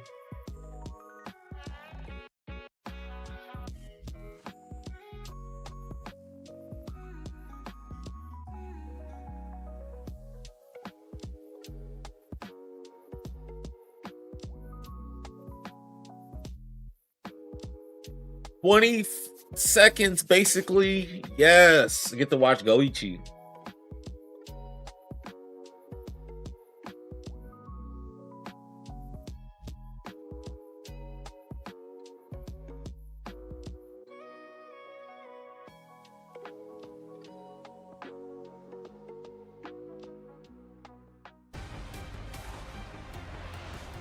Did I start hosting tournaments?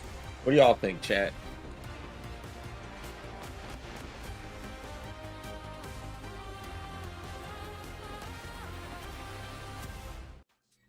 Our opening 4 matches definitely delivered as we complete our first round of fixtures in Groups A and B. And our analysts have been here in the studio paying close attention to give you their expert insight. Let's take a look at some of that action from Group A, as of course we saw our SMB match of the day kick it off, and it was Zhao Hai versus XYZZY. All eyes were on Zhao Hai, of course, going into that matchup. Guys, it was the Billy Kay mirror as we were expecting, and Zhao Hai proved dominant there. What set him apart?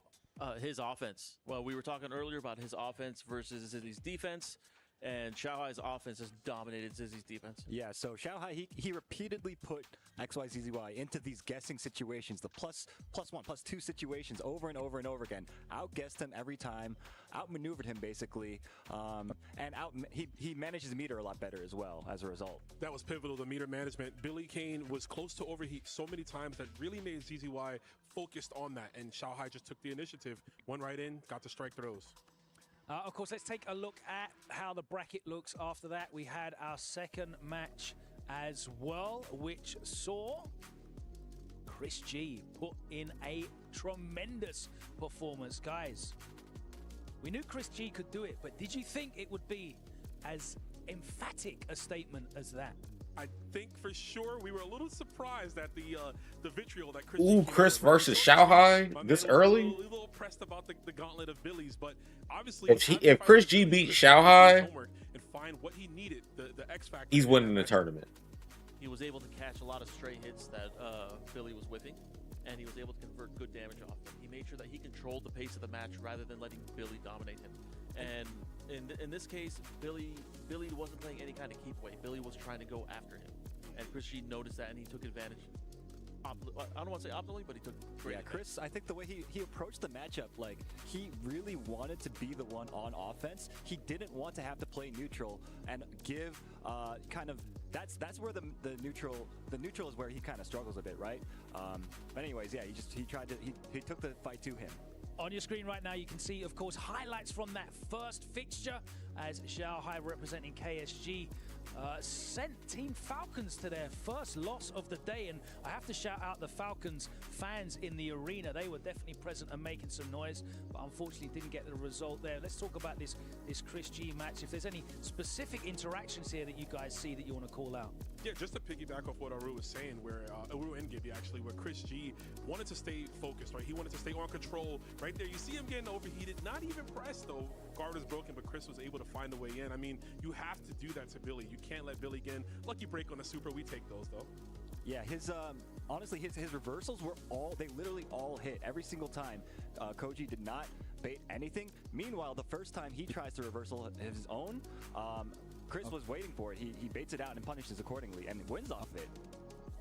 Yeah, Chris just made nothing but great decisions here, taking out KOG, and KOG was one of my favorites. I was looking forward to KOG going far, but you know, it's okay. Well, that was our first group. Let's take a look at Group B coming up.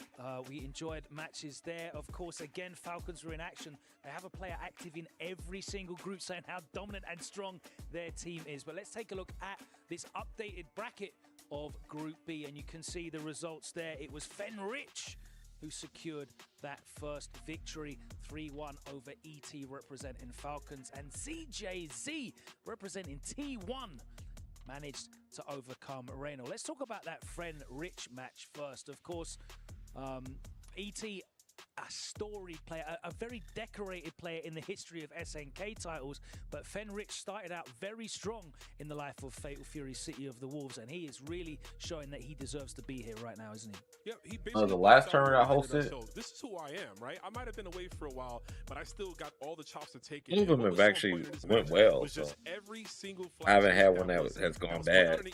Was taken from ET. ET did not block any one of those, and that's a move you want to have in spades for this matchup to deter Billy Gaines' offense away from you, and just to really set the pacing and set the tone. Fenrich was coming up, Rich. Yeah, and Fenrich, I want to say, like, one of the things that really stuck out to me in that matchup was that his aggression. He was keeping his offense really tight. He didn't give ET a lot of opportunities to, like, ET's a really fidgety on defense player, right? And Fenrich recognized that and kept his offense tight in order to punish it. Sorry, that was a great example of what you were just saying right there. He made sure to balance his offense and defense correct. He made sure that he was dominating the match, controlling the pace of it. Every decision ET made, Fenrich was ahead of the curve. He knew what was going on. Just defend, punish. Yeah, textbook stuff, really. And then it chased down the full screen. EX Players being normal. Scratching his head. He said, "Yeah, you got me. You got me." I mean, we'll weed that out, man. know, a lot of you guys had high hopes for him, and he started out well, didn't he? But what happened? Reynolds tends to start out well in almost every game he plays. First round, first set, he does extremely well, and then slowly but surely, I don't want to say the opponent figures him out. It's more so him kind of sort of falling apart at times. He needs to get his bearings a bit. I don't know. He's my buddy. He's my friend. It's kind of hard for me to break it down. I'm going to leave it to you guys. Yeah, I mean, I think that both of these players, out the gate, they both wanted to kind of force the scrappy infighting situations over and over and over again. They were doing using a lot of movement tricks to try to create whiffs, whiff punish opportunities, and that was kind of the story of the matchup. Even after Reynolds switched to the Billy Kane here, it was basically the same thing over and over and over again, trying to create those situations, trying to outguess the other guy. Yeah. Hotaru's a character you don't really see as prominently in this current patch, but the players that have stuck with her are still getting the work done. What is it that was happening here with these interactions that was leading to these results? It was just ZJZ being ZJZ. Like Aru said, they both were kind of scrambling early on with the matches, like trying to. Yeah, I mean, it's just like if I were to set up us playing in a lobby, or we're just doing a tournament. Initially, once he slowed those down and he stopped with as many. You just gotta set a date for people to enter and all that stuff. Feints and with the high kicks, it just set back, looked outside from the box. These days, people run tournaments. They have like full teams. That's really people that do all the ops for them. And he got a good read on like Reynolds, like when he wanted to push the offense and when he wanted to like go for actual damaging options. So he was able to play around them and punish accordingly, right? Yeah, there was a very good hyper defense that happened that we were discussing, that you need to hyper defense against Billy's pressure. And ZJZ, he's just very methodical with his defense. It's very hard to open him up and get in on him. And he proved right here that, hey, you can't lock me down. A great series of first fixtures to get this event underway. And of course, a match of the day, the SMB match of the day. The man, the myth, the legend. All eyes are on Xiao Hai, and he delivered in that first fixture with the 3-1 victory. Let's take a look at this short video compilation to explain exactly what his pedigree is and exactly how he managed to become the first player ever to compete in 2 distinctly different titles at the Esports World Cup. One more time, that's the Street Fighter 6. Make some noise for your Esports World Cup champion, Xiao! Last year, he lit up the stage at EWC with a masterclass in Street Fighter 6. Now, Xiaohai returns, not just as a champion, but as a symbol of what's possible in the fighting game world.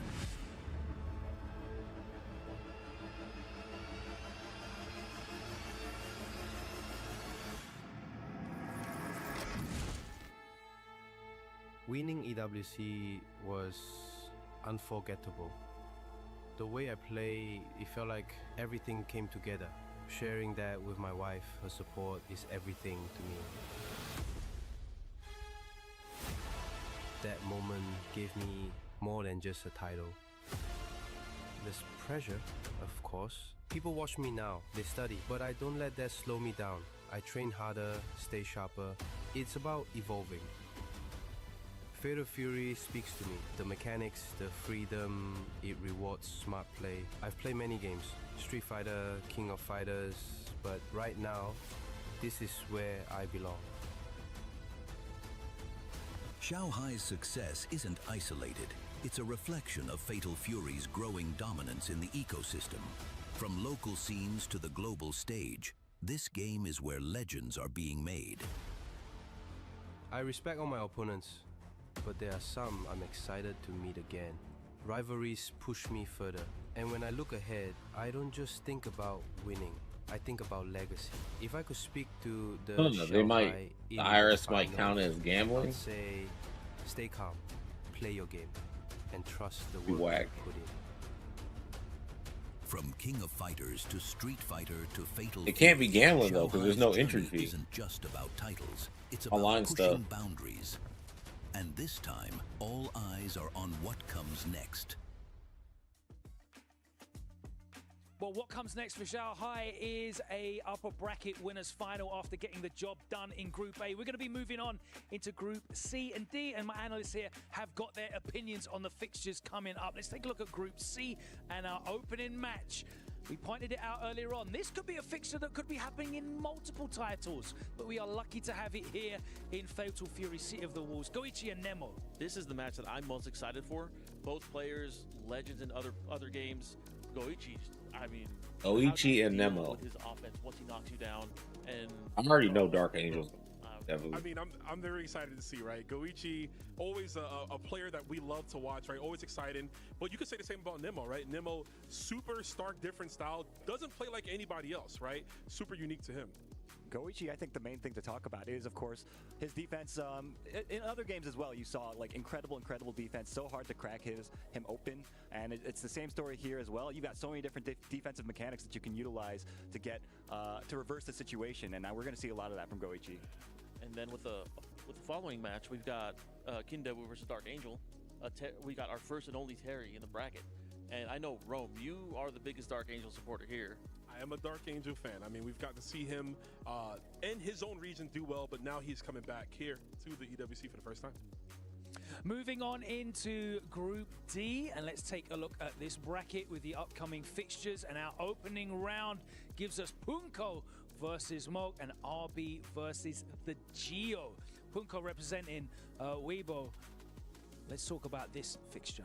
Yeah, I mean, Punko versus Moog, I mentioned it before, but the two of them, they're pretty close. I mean, whenever they travel out together, you know, they're always looking out for each other, that type of thing. They train together very frequently, so it's going to be on like we're already going to be on like layer 4 or 5 when these two play each other, which is going to be really interesting.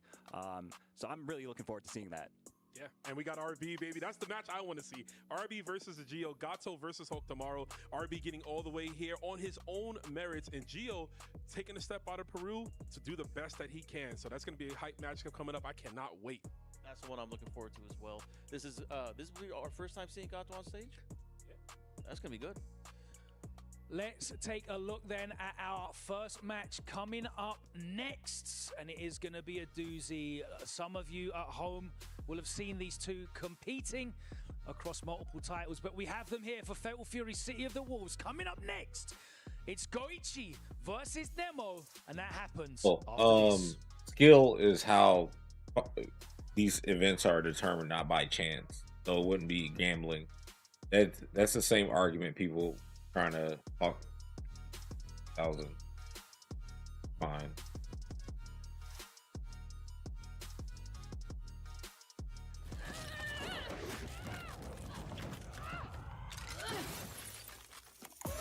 Reach your impossible. Lenovo Legion.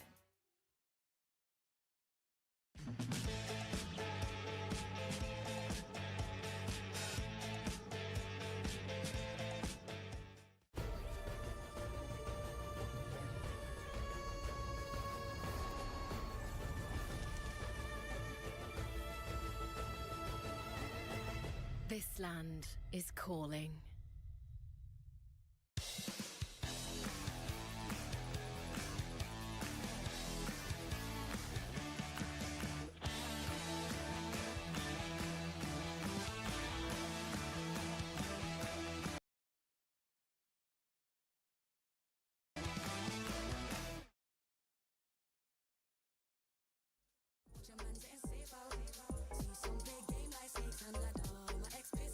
And this is one of the best tournaments to watch ever.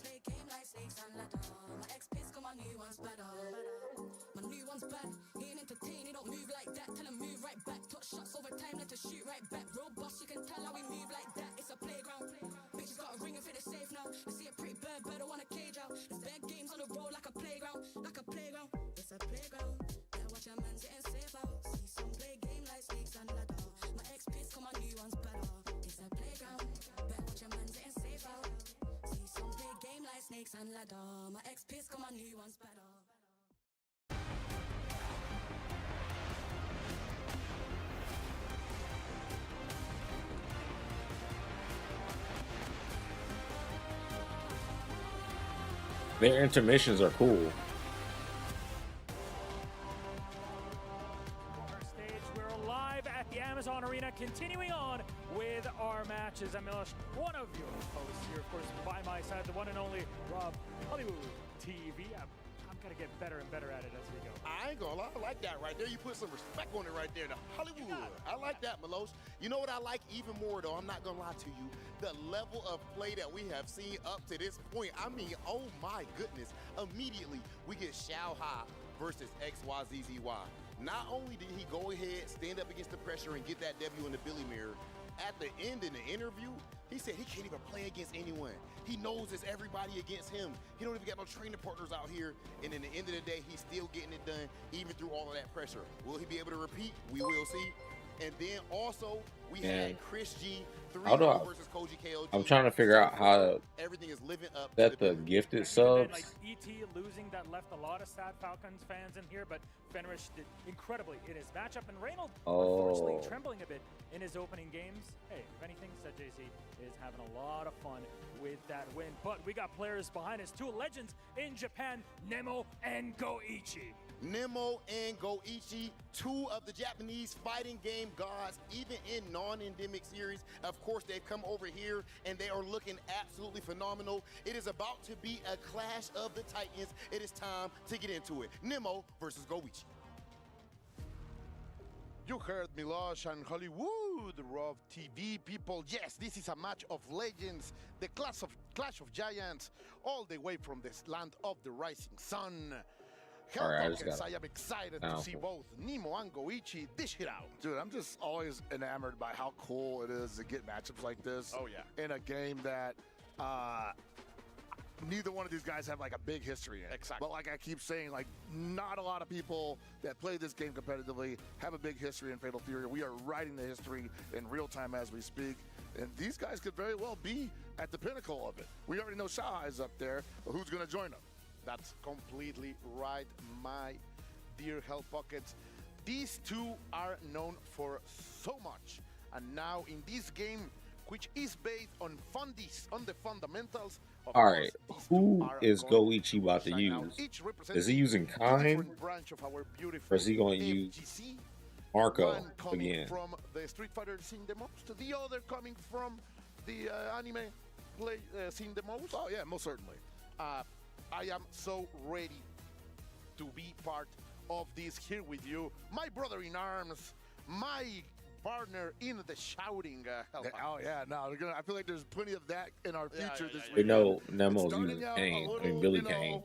Like a little tertiary. I think people are definitely a little, I won't say shook, but the weight of the assignment is definitely present in a lot of people's minds. We've seen people playing a little bit out of their character previously, but we've also seen some people come alive in the most crucial moments, and it's only been like, what, an hour?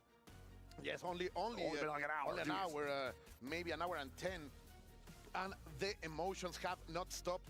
Is a complete moment of how we have to carry this out, how this thrill ride of a tournament has to be taken by or survived by you and me, and of course all that beautiful people at this crowd over there at home. Please enjoy and have a great time as we share with you the passion for this fantastic game and another phase arriving to this scenario of the FGC. I mean, I hope they're having a good time because these matches have been, if nothing else, entertaining to watch. Definitely, if you're a Falcons fan, you're having a rough afternoon so far, but you still got two more shots at it, I believe. And we saw a little bit of that now in the crowd, but of course there are still Falcons flying alive, and we will see what happens to them as we are fixing a little bit of a situation over here where technicians, expert technicians of the Esports World Cup at solving that very, very fast. But you can see here all the people that have gathered around, all these FGC fans and all these Falcon fans who are excited to be here, part of a phenomenon that we have never seen before, Pockets. At least me, who comes from a humble place on the FGC. You're always meeting new people, yeah. The level of production, the spectacle that the Esports World Cup is offering, it's simply fantastic. Yeah, no, I've certainly worked my fair share of events throughout my career as a commentator in the FGC, and this is definitely going to be up there with like the most produced production, I think, for certain. But more importantly than that, man, like just the ability, the opportunity to meet a lot of people that I've probably met and hung out with online, just never really put the face with the name, you know. That's been happening all weekend. That's the kind of thing that the FGC can make happen for a lot of people. You know, you can go to places that you never thought you'd be. Having friends all around the world. All around the world, you know, and people say like, you know, what are you doing out there? Playing fighting games. And how great has been the community here on Saudi Arabia to welcome us. Our Habibis, my cousin, Los Primos, on this side of the world have been just fantastic. So he is going kind. What it's coming is going to be, I think, things are ready. I think we're going to have a last bottle check. No, this is legit. I think they were checking the entire time, but now they're just ready to jump into it. No more time wasted. The guard cancel, Lanze. Get off of me, he says. Immediately, Goichi is trying to go forward after that first mistake. The grab is going to land, pushing Billy little by little into the corner. Of course, Goichi representing the Kane crew, while Nemo is part of the Billy bunch. And he is being pressured in the corner. Normally, Billy is the one who is doing this, but right now, Goichi is delivering a little bit of his own. You said normally Billy's the one doing it. Normally, Billy's the one that has to do it because it does not have those defensive options like a lot of the other cast members have. You saw that the guard cancel Lanze completely threw the entire offensive game plan of Nemo into whack. Oh, and he's gonna, ooh, he wanted too big of a punish, and it was too late for it, unfortunately. And now he's not, I don't think he's gonna get it back. Yeah, because Billy don't let go of pressure once you get it. He's gonna pay for that. SPG is out for He challenged. Sadly, he pressed a button, and he is going to get all of it. Of course, Nemo very smartly going into overheat for this, and we are gonna see the hidden gear. You know what, just to get around, I don't hate that. You're gonna build super meter so quickly in this game that I think it's worth spending it for the round. Yeah, completely right, man. I have said it many times. Economy works by spending. That's capitalism, baby. Spend to make money. And right now, Nemo is showing us that. Of course, he's going to have a little bit of a strategic disadvantage right here, as he will have no resources.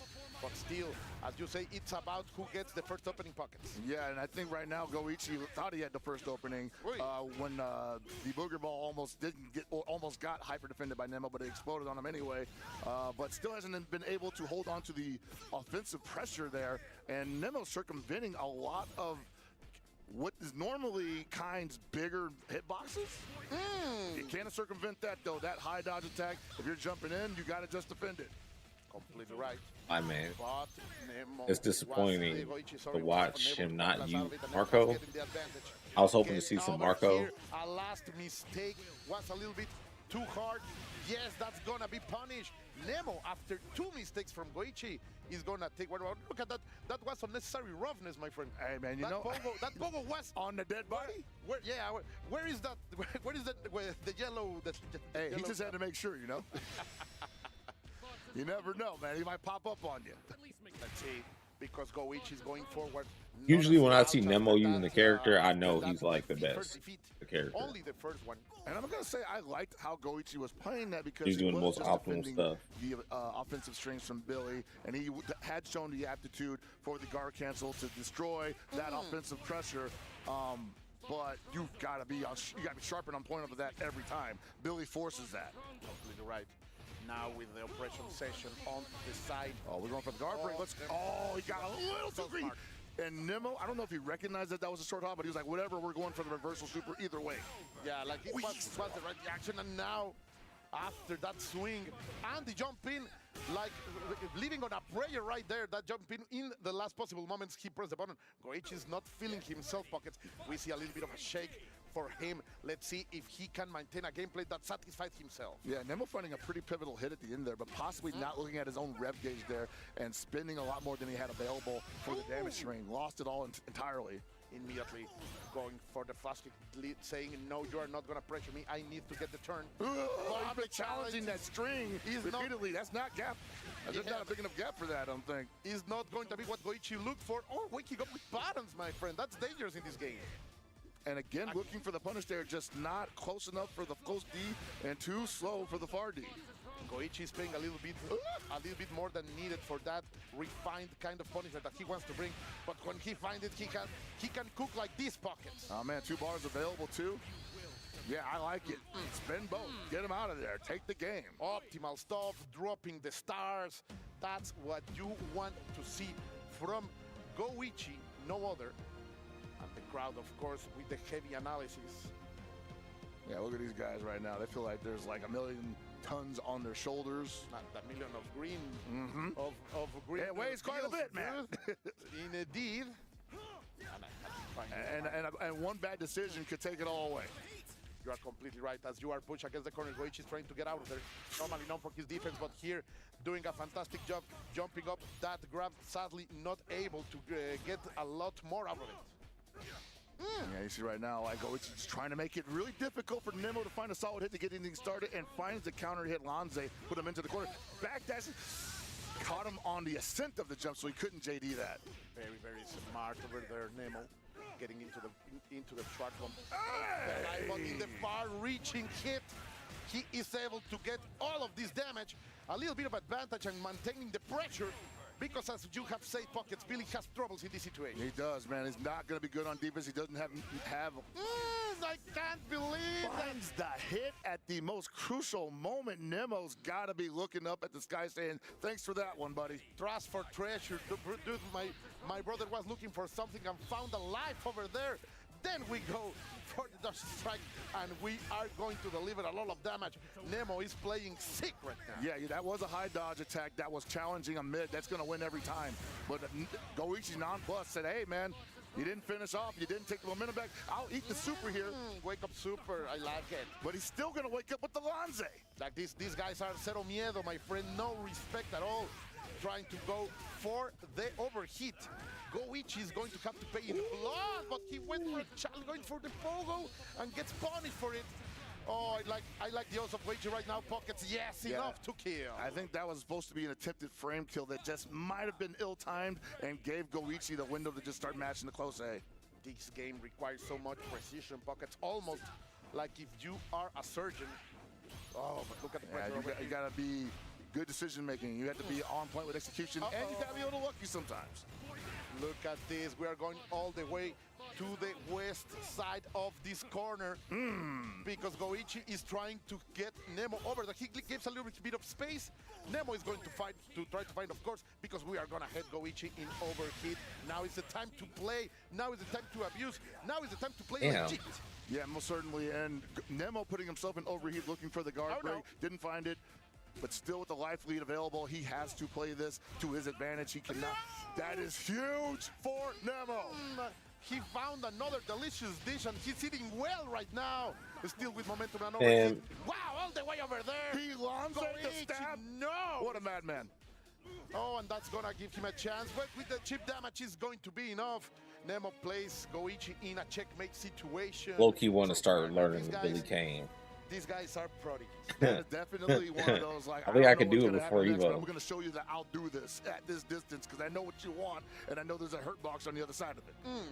He kicked him all Let's see over Dark Angel. all over that way, all over a screen away. Wake up flash kick from 3 character spaces away. Like, yeah, I know what you want, bro. Let's get it over with. I love what we are watching from these two Japanese players. A little bit of pause too. Goichi knows that he is on the Marco Gaming. Damn, no Marco Gaming. He locked back in with Kind. Very careful. Look at these stats, man. Sticking with the Kind possibly. A lot of people had anticipated that he was going to run to Marco here because he had found such great success with that at Combo Breaker. Is he thinking about it? No. Nah, he's not. He's like, nah, I can't. He believes he can't win with Marco. He liked the black suit, bro. But he's dressed for success after all. I got to say, though, like if he had gotten a knockdown with Marco, I don't see Nemo getting out of the scenario. Oh, you're completely right, but let's see. Now he's going to get the hit going also for the stage control. All these carry. Challenge, I love it. Yeah, no, there's no reason not to do the high dodge attack if you're going to seize your opponent, take to the skies like that. And Billy players just generally looking for that opportunity at all times. You are completely right. Let's see. Looking for the hyper fist there, couldn't find it. No. He was a little bit ambitious indeed, and he's going to eat a lot of damage because of that. I mean, you definitely have to do that because that's one of those moves that Kind can use to crank up your rev gauge, much like Billy can use on his almost entire repertoire. Oh, what a bait. That. It huele a miedo, apesta, he says. Reeks of fear. He knew that he was Yo, what's up, Denkai? Super, and Goichi's able to retake I only enter Fatal Fury this year. Now he's dealing with elimination. Right, and you're seeing right now just very basic Kind play from Goichi right now. Nothing to get too... Some of these matchups are annoying, but I think playing Marco and Terry, like just intertwining them between different characters, I can do that. Oh, the big hop! The big hop D gonna get decent damage off of this. Gonna push towards the corner. Rondo setup. All the damage and got behind him though. Yeah, you have to guard it on both sides. And it's so hard to do that. Oh, he went for the throw again! The little hop. It's going from to first take to 2. Game number 5. This is what we wanted. Yeah, it's really On unforgiving. the backstage, we were saying that this could be the best game today, and so far. I feel like the simpler you keep it, the better. Not at all, man. Like I think right now, Goichi's showing. Even though like doing guard cancel stuff is good, but I mean like strategy I'm wise. not gonna sit still for very long because I don't want to block you in the first place. Oh, he's gonna eat this. Oh, again, brother. Ooh, caught him. That was a tech attempt, though. 100%.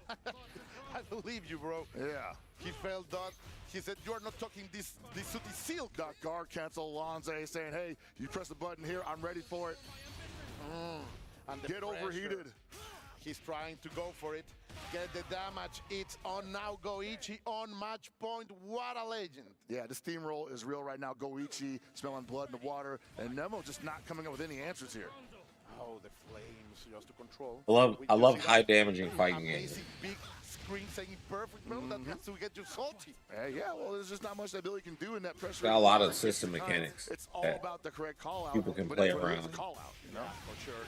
And now is Nemo who is able to perform, who is able to deliver all this damage. How, when it's going to come, there it is. That's gotta be frustrating. Oh, you have everything. That's gotta be frustrating. You know, you felt like you had the pressure there. You just needed to touch up one. Goichi might run away with Wake this. up in Super Ring and eating a ton of damage with almost 2 bars available, eating a rondo setup. Are you gonna block correctly? You're trying to dash out of there. You're trying to jump. Got the little bead, no follow-ups there. And Kine still one touch away from death, but somehow holding all the pressure in the building. Oh, now he swung at that. He went for the challenge. Swung at that. Goichi, he's gonna take that match. Why did he press the bottom pocket? Oh man, I mean, high damage, the game don't let you block forever. and you just die off of. He really has dreams of freedom, but Goichi saying no. You're gonna feel the pain. You're going to go into the under bracket. Amazing match over here, going all the way to game number 5. And the Billy players are the ones usually used to making the opponent swing in the middle of a damage string or a block string, and that'll go into a high damage string. But Kine no stranger to that either. And once again, ain't no more Marco. Showing that, hey man, I think this is my character. We had a nice, interlude with Marco, but look at my pressure. How are you going to deny this? And in the end, he will have that secret weapon on the pocket, right? The Marco was able to win a major after all. Yeah. So Goichi is looking very, very dangerous. Not only with this game, but we know that he has that tool on his sleeve. Of course, Nemo, he's going to be so dangerous on the side, on the under bracket, my dear pocket. Oh yeah, no, everybody going down to the lower brackets are most certainly going to be dangerous because they are getting extra time to warm up, get their hands ready, and I'm pretty sure they already know who they're going to be playing tomorrow. But the winner's side are probably the guys with the most pressure because they still got matches to play later on today. He picked Kane because he said because they made it to where you can turn V-Sync off, it's easier to block Marco. So he said he was going to stop playing Marco and play Kane. So important. What's your I'm mix, like, Billy? Oh, okay. Strike throw? All right. Okay. Route, hardest of reads and I think Marco's still strong. He might be like psyching himself out. He's going to move forward. And He was like, I can block Marco on reaction The now. future is coming fast for us because That's no what he other said. than Falcon's King debut will be facing Navis. So he gave up on him. El representante de la raza. All right, so this is your boy. Yeah. So him and Not only Fenris is be it your playing boy, chimeras all it day. is potentially the only Terry Main All in right, the building currently. Dark Angel, yes sir. It's time for the main character to rise up. Yeah, Dark Angel qualifying for SWC and EWC with Terry Bogard, the strongest Terry Bogard in the world currently. First time he was in Europe in his life, he took a title. What a footprint to leave behind. Yeah, man. Like Dark Angel, now with the support of Navi, has been able to travel a little bit more and showing that he is indeed a world-class competitor. But of course, Kindebus from Falco Zone, and with the support of these people, he's going to be a really tough cookie to crack. I would say Kindebu has the support of the Falcons fan base, but as well a good portion of the FGC that is aware of this man's exploits for many, many years. Oh yeah.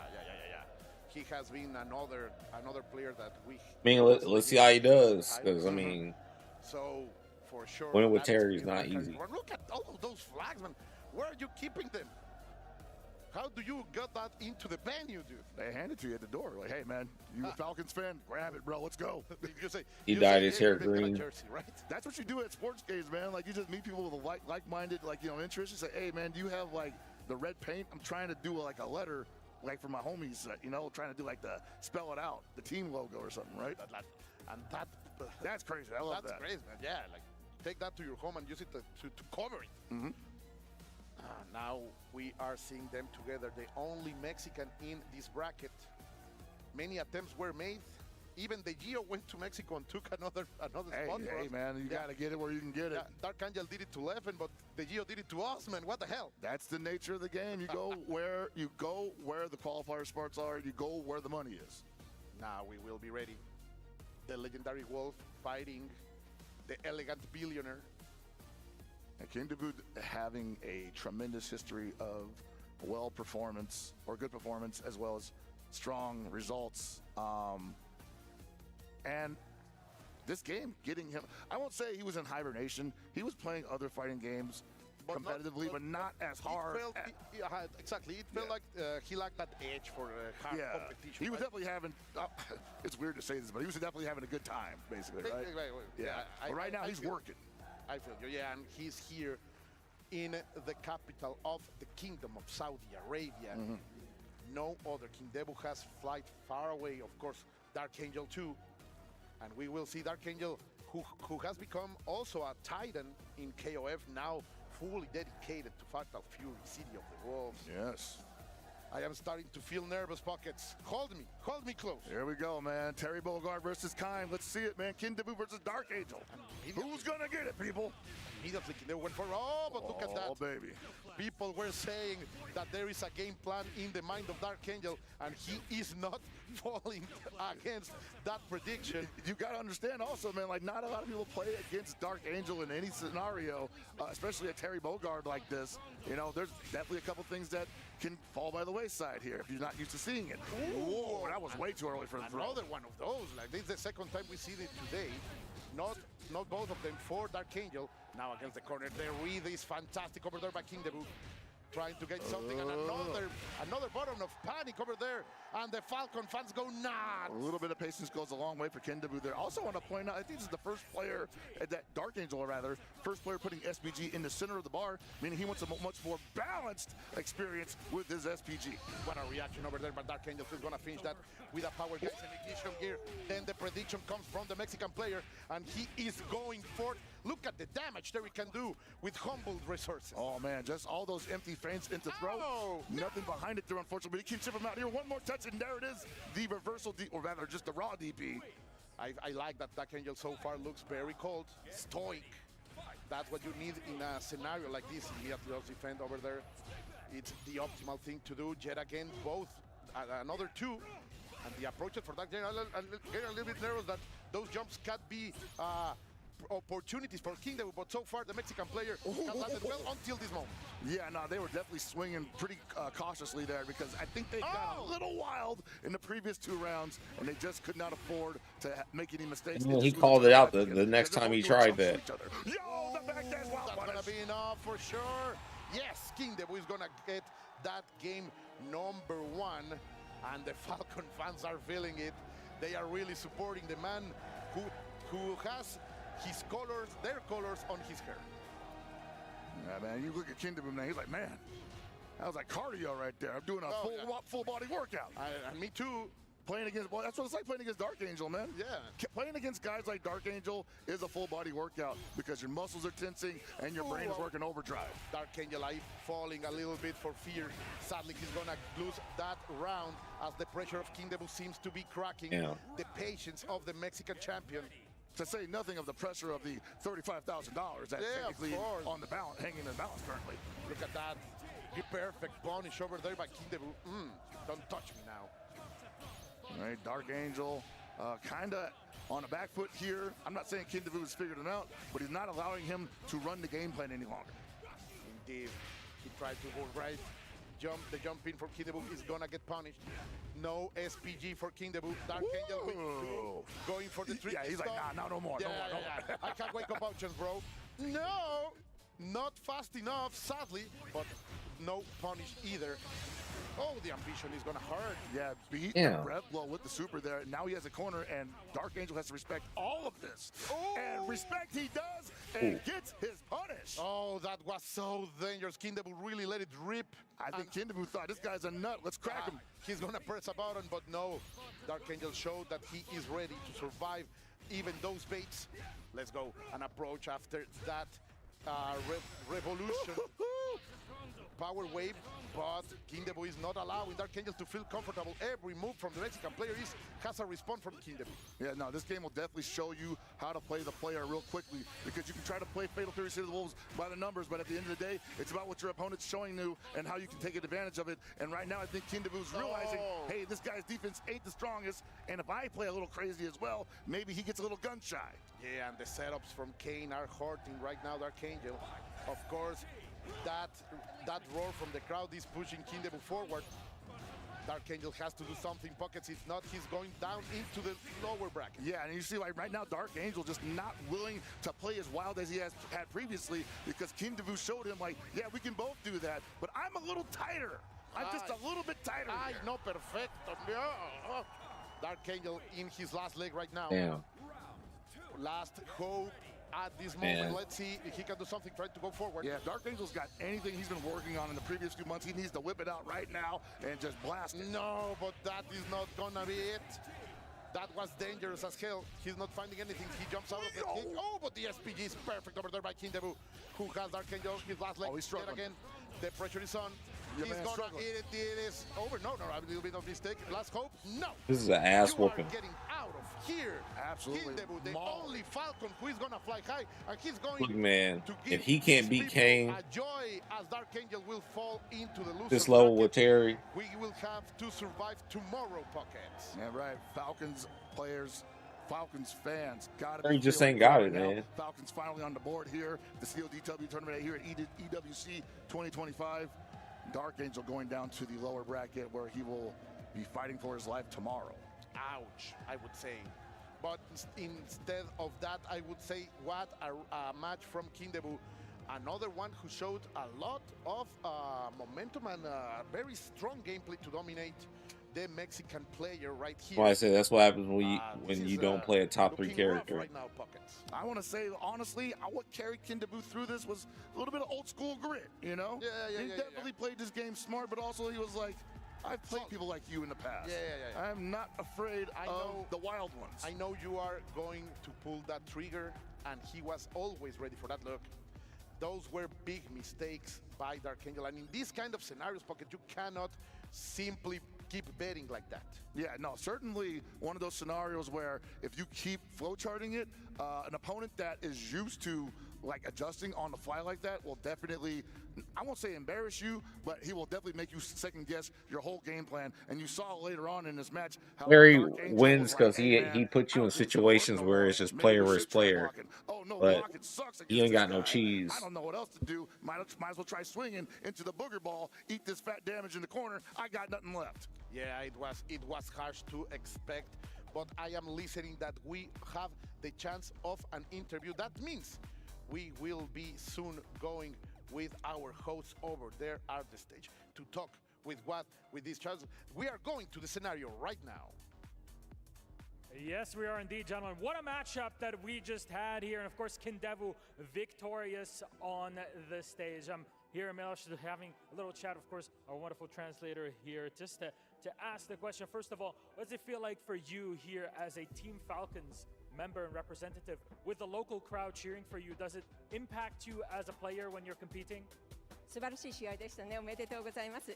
チームファルコンの一員としてこの土地でプレーをし、この素晴らしい現地のファンから声援を受けるのはどのようなお気持ちですか？そしてその応援はご自身に影響をというか与えていますか？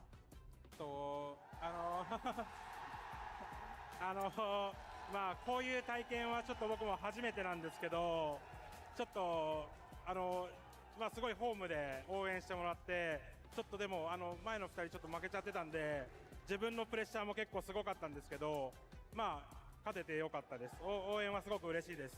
ありがとうございます。It's his first time to compete in this kind of tournament, and I was really nervous because I was not able to perform as I would have loved to earlier. But I am so grateful for all the supports and cheers. I'm so happy that I was able to win. It was a great game, especially for you here, Kindebu. Great performance. Now I want to talk about that for just a second. Terry is not that much of a popular pick currently in the meta. How did you prepare to face off against it in the game? 素晴らしい応援ですよね。今のメタではテリーっていうのはあまり使われないキャラだと思うんですけれども、何か対策はしていらっしゃったんですか？やっぱり少ないんですけど、日本に使ってるプレイヤーは一応いて、その人に対策で対戦してもらったので、それが生きたと思います。Well, you can say so, but there are certain numbers of people who use Terry as a character, and I was able to get some hints and advice from those people. They're preparing a lot in the back end. Devil, congratulations. Thank you so much for joining us. Arigatou gozaimasu. Congratulations on the win. We have more games in store for you. Send it back to our commentator. And what a way to send it all the way back. As we have coming up next, it's Punko versus... Harry, I agree. But of course, we got to get you a little introduction. My name is Vicious, bringing it back with Justin Wong to give us a little bit more of a tour of the City of the Wolves. Man, it's been an amazing day. Amazing matches, obviously. We've seen so many people going down to the lower bracket and also waiting for a chance to qualify for that Saturday finals. But like you mentioned, we're going to get Punko versus Mog. And I think the coolest thing about this, we are going to see the Gato. Punko's Gato versus another Falcons own Mog. Let's see, you know, can Devu set the standard for the winning streak, right? Maybe possibly a winning streak or a 2-winning streak for Falcons. Let's see if Mog can do it, or will Punko Gato take this? Yeah, that's going to be the biggest question. As you had seen thus far, you had seen majority of the meta picks that have been kind of touring around the city a good amount of time these last couple of weeks that led into EWC. However, Gato, not too far from the tree in regards to the top 5, right? I feel like he's been like the gatekeeper into the way of success, but at the moment, we only have 2 Gatos in the entirety of our pools, in our group stages, right? 2 of them are in this exact group, right? Not only just Punko, but with RB as well. Yes, and you mentioned how like Gato is one of those characters that's like right outside the tree, right outside. Terry got to be unsafe. I mean, he's a character that does a lot of damage. You got to play super base and come in, buttons, a lot of specials, grab, like take advantage and just keep or the do block momentum strings that going. don't lead. So the one thing that Punko is going to be really good at, he's never scared. So I feel like when he wants to challenge with just like a DP to take his turn back or even a high dodge attack, we're going to see that. And the one thing that Punko loves doing a lot is the forward B. Just kind of like that advancing normal, because if he lands that advancing normal in a counter hit state, he's going to get a full combo from there. So he's Gato's probably one of the only characters that can combo from that range in particular. And that leads to a lot too. Just getting something like that, if it's far enough plus a counter hit, you could get like a 2C if need be to get your party really started. But let's talk about the dynamic real quick, right? Gato, being an up-close kind of fighter, he does have those kind of things to do. He can get frame traps, he can get knockdowns going repeatedly. He does have good states of Oki repeatedly. However, Hokutomaru has been a very difficult character to catch. So let's lay out the problem here. How does Gato actually close out the distance against someone like Hokutomaru? I mean, you were right there. Like the money part, in terms of the ground game, Hokutomaru is not playing the ground game. He's playing the air game. He's going to be in the air using the double jumps, using the air feints, right? Where Gato doesn't really have a lot of air mobility. He's going to try to maybe go for like a jump C to kind of like get him pinned down to the ground, or even use like a high dodge attack. But usually if you want to anti a character like Hokutomaru, you have to wait for the double jump to be used, so it's much easier to set that tone. But the thing is, Punko is going to probably use a lot more of the back turn stance, especially in Rev, because he wants to maybe go for the command throw. Maybe he wants to go for like the strike version, right? Because it's a guess in that situation. Okay, look at that already. Using that, like that's the low dodge attack. That is a great frame attack. That is the ankle breaker, right? Yes. That is going to be something to check going forward to see if the opponent's going to be crouching. But of course, Gato does have access to an overhead that does link into a 2A. So you can set up the mind games right now as Punko. And as you had mentioned, we do get a guard cancel into the uppercut. Pretty important to stop the barrage from Mach. Yeah, and then the most important part, he used the B version to get like the invo frames. Because if he did use the D version, he would have got hit out by that target combo. But look at this, just like that, Punko gets the knockdown. Is he going to roll? Catches it, but he's able to block in time though. Yeah, that was a high dodge attack coming in from Punko. He tried to steal his turn back, hence the counter hit from the side of Mach. But airborne counter hit! Stay! Yeah, we're going to spend that super right here. Yeah, spend that super, close up a round Punko game. Just the round number 1. Beautiful stuff. Being able to actually just willing to spend that bar early is super, super important on the ignition super. Okay, tries to use that forward B right there.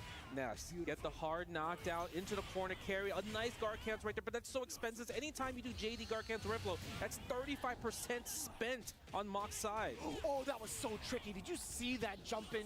Just a bare feint coming in from Mock to be able to get the rest of that opener against Punko, but now the barrage is coming. The JD is there, and there's the guard cancel that we were looking for. The second time over that Punko has able to get himself out of danger.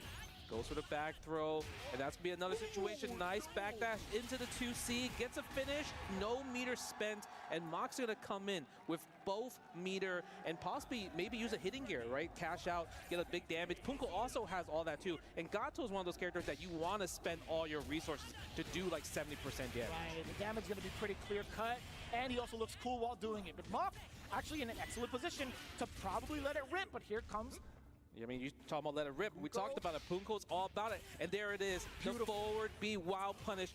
We're not going to be able to get the hitting gear, but we're going to spend some bar. Level 1. Get the hard knockdown. What's the guess? Command throw, overhead, and it is the low. Did you see the feint? You thought an overhead was possibly coming just based off of the animation alone. And on the other side, too, Punko still checking and chasing the tech roll. Spending the level 1. That was Mock's only time. He can't take chip damage, and he drops the combo. Got the counter hit, missed the 2C into the Kuha, and there it is. Punko, game number 1. I like that. I like that. Nerves of steel coming in from Punko.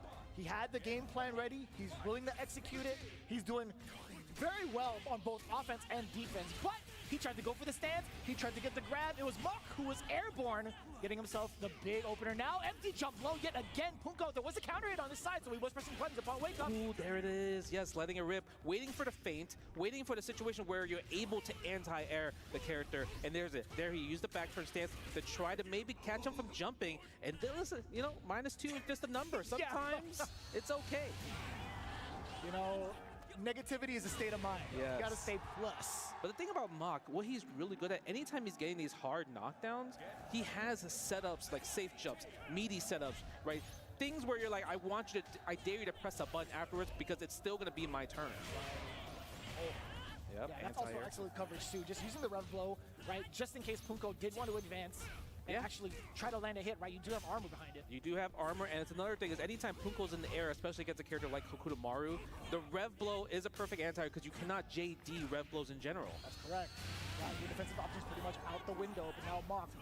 Safe jump. Safe jump, and also a big, heavy punish on the way down. He's at 94. Yeah, he's going to have to spend that ignition super regardless in order to get the round, get the game again. Yeah, that's going to be 1-1. And yeah, like you mentioned, like you were kind of a little bit maybe worried about like he might overheat himself in that situation. But in general, that's why you always spend the super, right? Because you're going to lower that number every single time. And nice rev blow counter. That was actually kind of sick. Yes. Hold on for the corner carry as well, finishing it up with the JD, the double JD. Yeah, look at that. Safe jump again into the hard knockdown. That's +2 in that situation every single time. Punko getting thrown loop here. Maybe. I definitely meant to say rev blow. I don't know where JD came from. I'm not going to lie to you, Justin. Yeah, that's all good. Spend that level 1. Take him out of SPG. That's always the #1 thing you want to do in this game. Okay, Look at the triple dash, not like a jump setup forward like the forward B, perhaps? Yeah, no. Forward B. Oh, wild punish coming in. No, he was too far. Yeah, he was had crouching. Time to dash too. Yeah, it was that. He was also crouching when he got the confirm with the stand C. Oh. He thought maybe he was standing, he would have got the juggle and able to kill him in that situation, but when you're crouching, you're not going to be able to get that launcher there. Yeah, but there's another way to kind of get the continuation, right? If it's a wild punish, you have 20+ frames to dash up. Yes, 100%. Oh, misses the throw attempt. Try to trick him out because every time it was a safe jump and you're able to combo that overhead like you mentioned. Neck crack, see a chiropractor and see you later. Okay, yep, go for the plus frames in that stand C feint. Nice. Air down, try to hold up. Not gonna build, is he gonna be able to build a bar here? Yes, he does. Is. But it's not quite dead. Level 1. He's gonna uppercut. He jumps out. Nice, forward that B. Was sick. Oh, again, he held up. Mock was able to realize, because that's the one thing, even though you have a command throws are like super strong in this game, but it's also one of those things where you're like, I could smell when you want that command throw, especially Rev command throw, a character that every time you have Rev command throw, you can combo afterwards, right? That's the only way you could have lost in that situation. Yo, but he be smelling it the entire game. So yes, like, he has. He has been holding North the entire time and calling it right against Punko. So it's going to be like another question we're going to ask. When is Punko going to be able to land that command grab, and will he even need to? See, that's the struggle, because earlier when he tried to fake the command throw and go for the C version, the strike version, Mach did not jump. He blocked it. So it's like he's guessing right every single time. And that's the most important part about fighting games sometimes. Able to guess right against a character, against a player like Punko too. Ooh, nice. Punko didn't bite from the shimmy in that situation, but Mach able to get the frame trap still. No super, so it's going to be a hard knockdown. You can see how much of a nuisance Tomorrow is, not only on the ground, but more importantly, in the air. I feel like Punko has not been able to catch him correctly with not only anti-air normals or even trying to do an uppercut. Right? Yeah, just like that, Punko tries to dash in, but Mox with the 2C gets the hard knockdown into the second rev blow. Okay, gotta be careful. Don't get hit by the stand deep, but gets hit by the rev blow again. Mock, next combo will win. And it's coming in for the low ignition all the way to the finish line. Just like that, 2 low Bs into the super. Moving on to the winner's side. Yeah, look at that right there. Team Falcons own the flags, the crowd, they're all cheering, because even though you have 2 players in the lower bracket, 2 players are also 1 match away to go into that top 8 for Saturday. Beautiful showing thus far, at least within this group. And you know, I do feel for Punko a little bit. You know how, if you have been like historically watching the FGC, you know how aggressive he can be. Yes. Just seeing him not eligible to play that offensive strategy that he's so like known for is kind of a heartbreaker, right? It is a heartbreaker, but that's also like a testament to Mock's skill of just like keeping it like just tight with the safe jumps, with the pressure, right? Because every time Punko did try DP, the safe jump just nullified it. That's correct. Right? Because I feel like if in order for you to beat safe jumps in Fatal Fury, you have to go JD 0 frame super. Because in that situation, safe jumps will just lose, but it costs a resource. The scaling on the super is not the best, but in return, you get the hard knockdown and you put that into their brain that they can't rely on safe jumps anymore. And there's some really interesting ideas that Punko elaborated on as you see the replay. He was chasing down Hope Tomorrow a decent amount of times with some of the specials that he has to cause some of the big air float moments, air juggle moments, even with forward B, right? I think that's a really, really innovative way to kind of stop Hope Tomorrow from throwing those the EWC. But for the most part, when he did get started, as you see him Chuck chase the roll, it's so interesting to see like how much of that offense really started to shred into the defense of Mach. Yes. Now, I mean, you're right about that, but then Mach also guessed right on so many of his wake-up supers, right? Every time he did wake up in ignition, that Mach just guessed right, and there it is what we saw earlier, the wake-up safe jump, right, against his wake-up DP. Just, he lost out in that situation, and like you mentioned, he guessed right every time Punko did try to go for. Was that like, the last of day one? A rev command stance command throw, right? Yeah, and you saw that instance too coming in from Punko. Just a slight mishap off of that far C, getting the wild punish and a big opportunity to actually finish out Mok. That one chance, I feel like, could have changed the tide of the entire setup. Yeah, it could have been, right? But the thing is, Stubby Normals is Gato things. He needs to be close range, while Hokutomaru is gonna try to play the mid range the whole entire time, right? Like his crouch B, his stand B in general, they go really, really far. But you talked about Gato versus Hokutomaru. We have another Gato versus Hokutomaru right here. You don't say.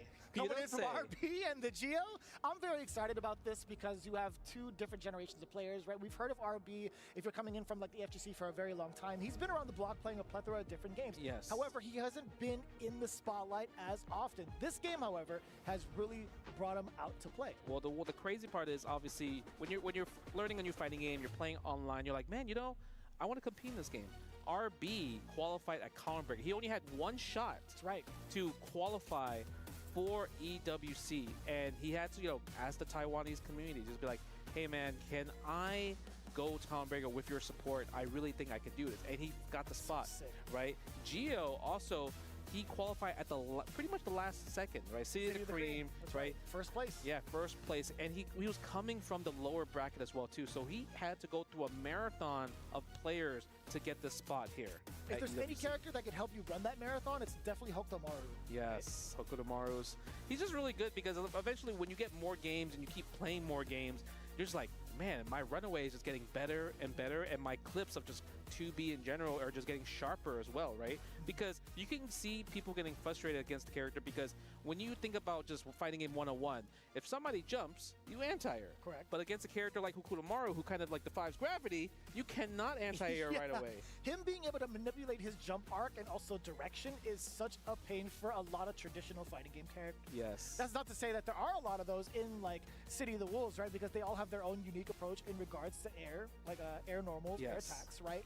But it's hard to predict when the opponent decides to do it, right? They could easily just go in for a normal jump and you'd be like, oh, I second-guessed myself. Right? I thought there was going to be a change of direction. Yeah, yeah. Like when I play, when I fight against Hokutomarus in general, every time I just see a jump, my brain is just wired to try to anti-air him, and I lose every single time. Me too. So it's one of those things where it's like, you need to just like let him rock, or you need to chase him in the air yourself, right? They did change in the most recent patch where like, if he does double jump and you hit him during the double jump states, he's in counter hit state.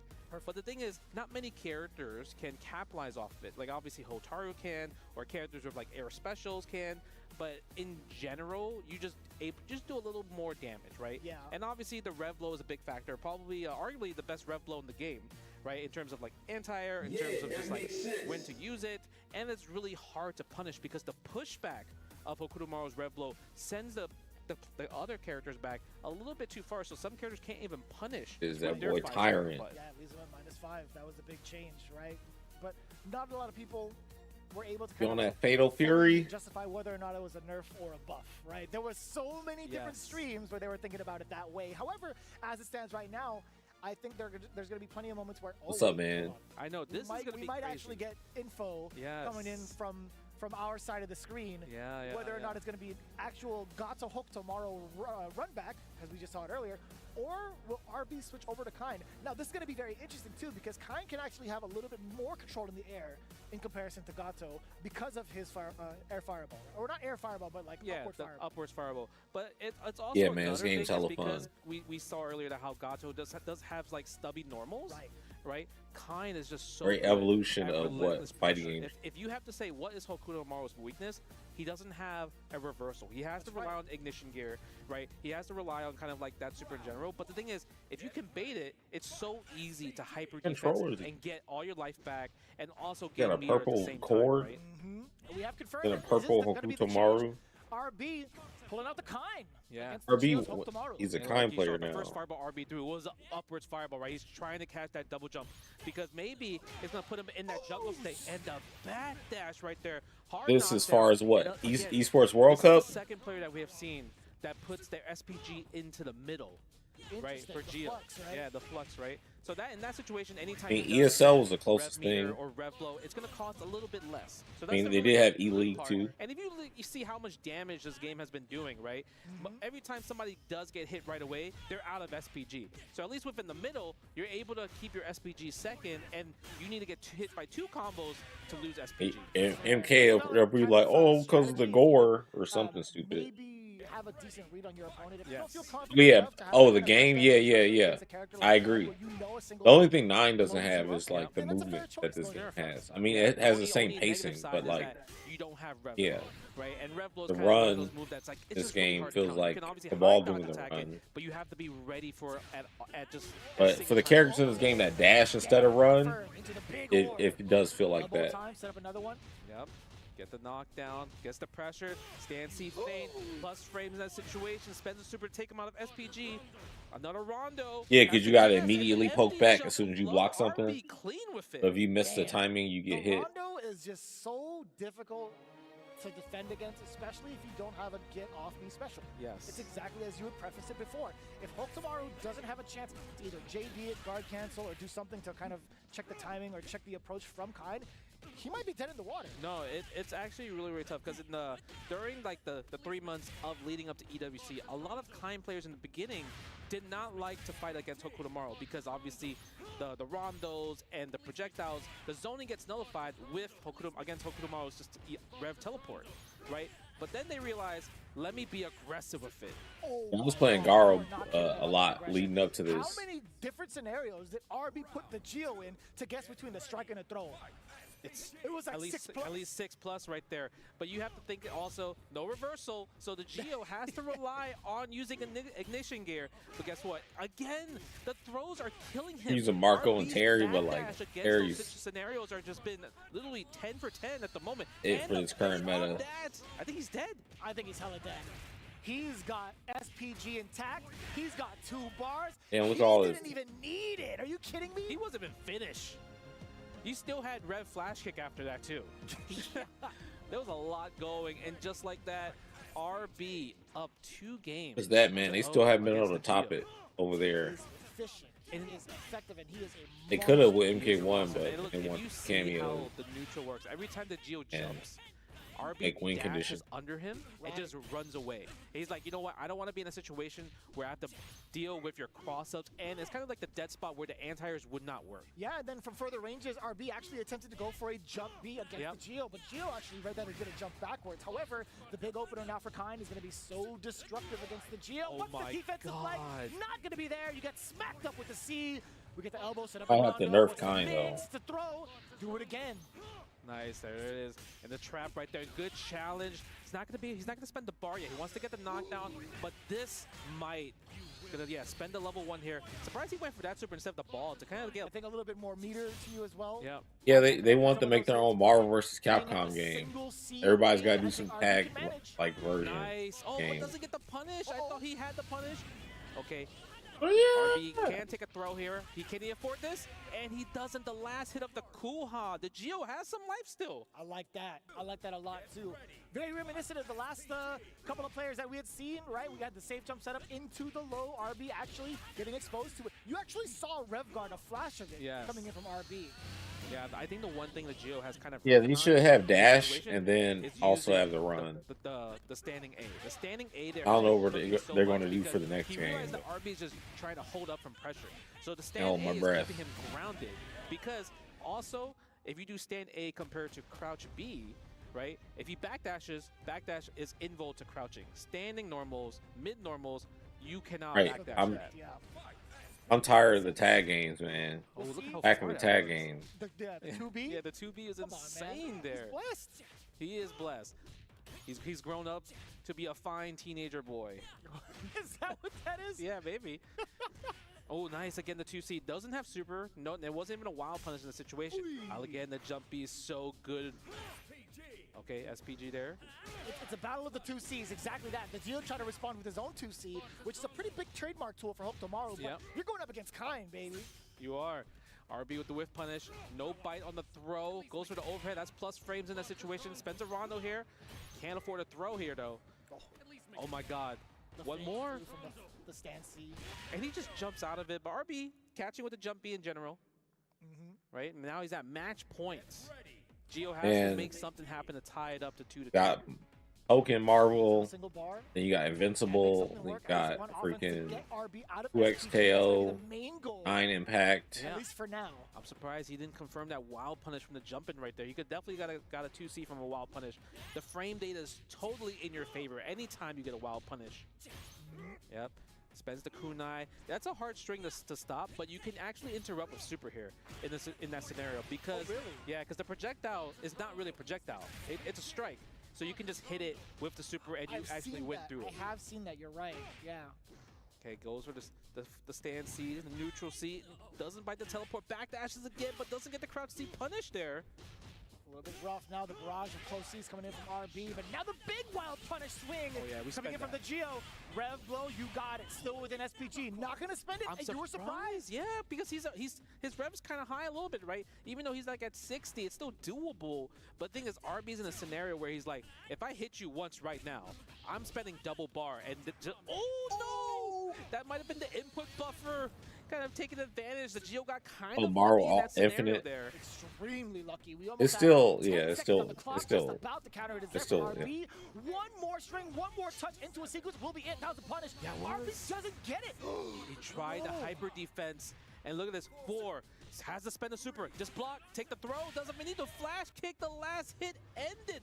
That was Damn. the longest match that we had so far in day 1 for EWC. Can I be honest with you? That was probably the longest Worst match drops of the day was Reyno, man. and Fatal Fury. Maybe it might be.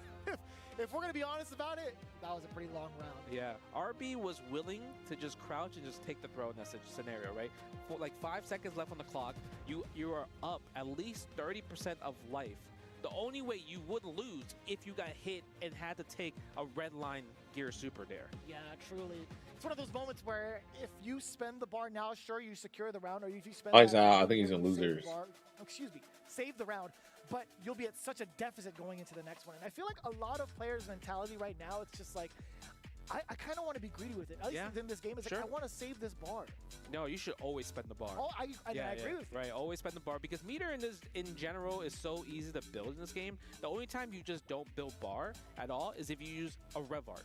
Right? Anytime you use a rev art, it doesn't build bar, but anytime you use a special, regular, normal, throw, get hit, you are building just bar in general. Yeah, that makes a lot of sense too. I think the Geo had a lot of good ideas here too. When you think about the amount of mixes he got upon offense, you can see he was pretty much showing the susceptibility of RB from the safe jumps, it's the empty jump lows, etc. But I think overall, you talked about that one highlighted weakness that Hope Tomorrow has, and it's not having an invincible reversal or having. I think DJZ is on pad too. Get him out of harm's way. I think that was mainly highlighted from the way that RB was playing offense. Yeah, I mean, in the scenarios also, I'm actually surprised that Gio didn't let it rip a lot more often. It's kind of one of those things where he kept, maybe I can react to the dash and try to check with my 4-frame button. But every time he did, he actually lost in this scenario. But look at this match. Talk to me about this banger of a match right here. They're about to play right now. Again, coming up next, Shanghai versus New York Chris G. That's going to be coming up next. You don't want to miss it when we have it coming back here at Esports World Cup for Fatal Fury.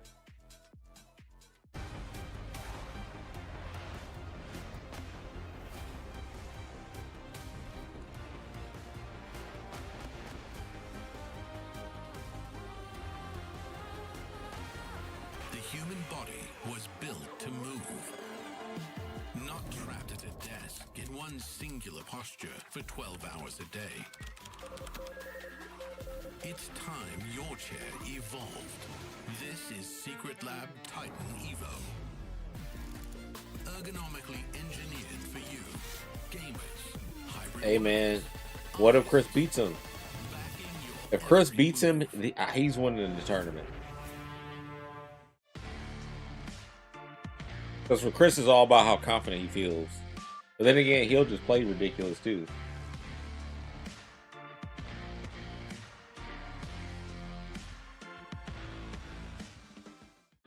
Chris ain't gonna drop his combos and stuff.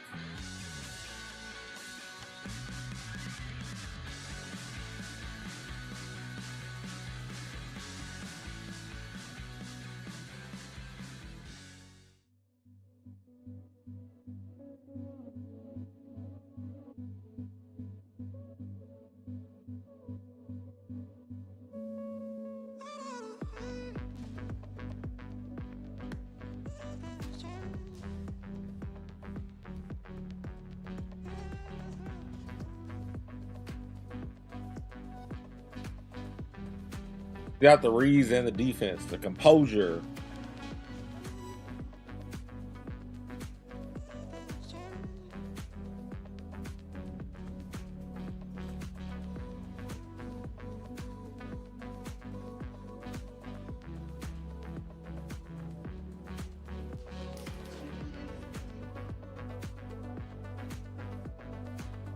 Yeah, I just gotta change my character, man.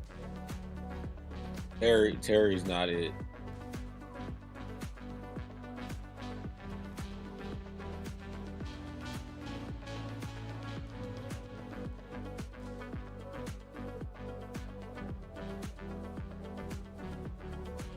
Play with Marco though. Out here.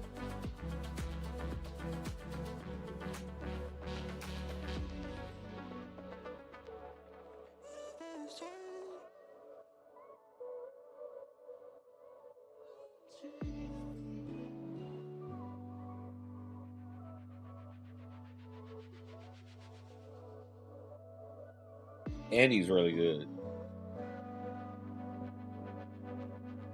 I think Andy is meta. He's fucked up.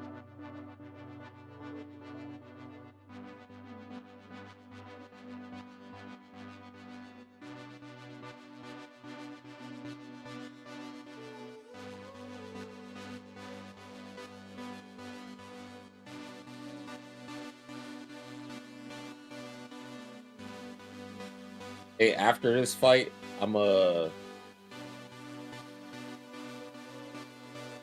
finish the rest of the stream on Kick.